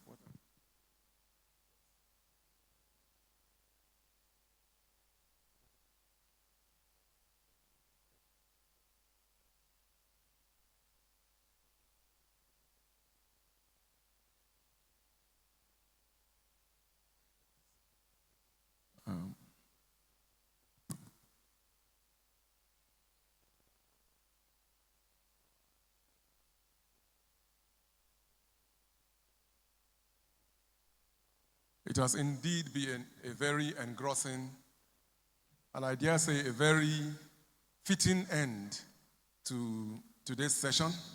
Well, the session hasn't ended officially. We will be having a vote of thanks from the chairman of the LOC, Architect Danjuma Ageni. Round of applause for the man who has actually walked around the clock, both clockwise and counterclockwise. He has ensured that everything works. And as much as there is a team, the LOC made up of about 26 members, but the chairman has surely led from the front. He has made sure that everything runs. And even as we are on stage and as everything is going on, he continues to work. The chairman, please come up on stage. Architect Danjuma Ageni. Kadaf 3.0 started today, has taken off and has gained momentum. Tomorrow, you should buckle your belts and fasten whatever you need to, because Kadaf 2.0 will pick up a lot of speed before the end of the day. Our chairman, please, a round of applause to the chairman LOC, Architect Danjuma Ageni. Thank you very much.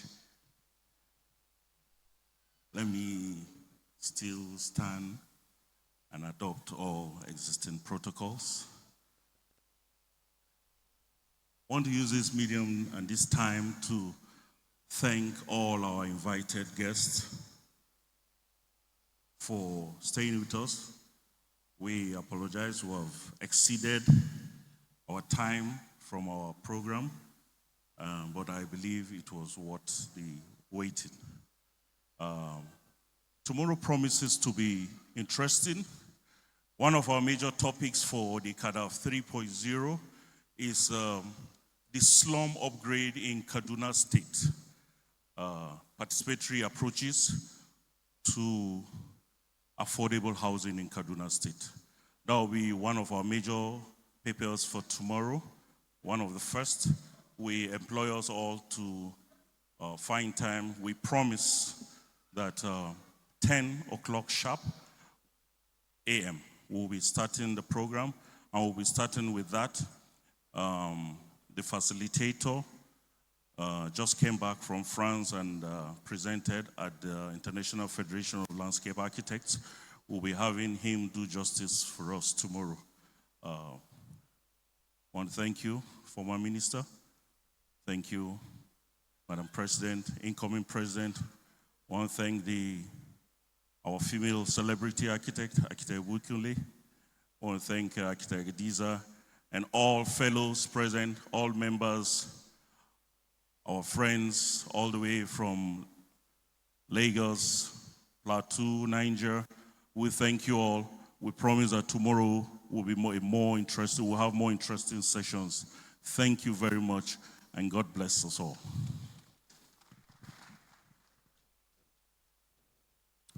Thank you very much. Just a quick message, and this came from the office of Madam President. You know, for those who did not know, Madam President made a tour around the quote-unquote facility. She went around seeing things. In fact, she had a talk with FAN, the female architects of Nigeria. She strolled into their meeting, gave them a few pep talks. And as she was going on, she was quite impressed. She saw a stand that is operated by a lady, and she saw beautiful fabrics and bags, of course. And I think she picked a couple of things, and she was so impressed and said because she wants her architects, especially the male architects, to look good. She has said that it's good for every male architect before you leave here to take a trip to that place. Look at fabrics and see what you can pick, and maybe pick up a bag for your wife or something. The only part of the message I don't understand is whether she will be the one to pay for it or... But I just delivered the message. Make sure you take a trip there and see. Thank you very, very much. As our prayer, let's be on our feet and recite the pledge. At least everybody knows the pledge, right? Let's be on our feet as our closing prayer. Before then. The chairman Kaduna State chapter has reminded me to call on all the fellows of the Nigerian Institute of Architects present that there will be a dinner with Madam President at Hotel 17 shortly. Maybe from here, all the fellows, I'm sure it's in a platform group, but for our visitors, all the fellows will be having a dinner this evening with Madam President and our entourage all the way from Abuja. Thank you very much. 6:30, 7 o'clock. All right. Architect Daroda, are we good? We're good to go? Because I see you have been briefed. Is there something we need to know? We're good. All right. So, as our final prayer for today, we'll do the national pledge. Are we good? 1, 2, 3, go. I pledge to Nigeria, my country.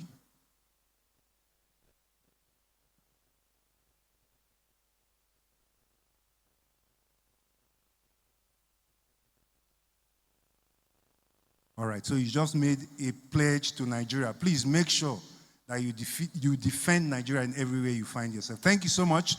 Tomorrow, by the grace of God, is another date. Come in early. We are going to be moving full speed ahead tomorrow, by the grace of God. Thank you so much. Congratulations to all the awardees, all of those who had something. Thank you for coming to receive. If you are given a plaque, if it is possible for us to share, you and I, please, let's share. Thank you. God bless. Thank you, audio team, technical team.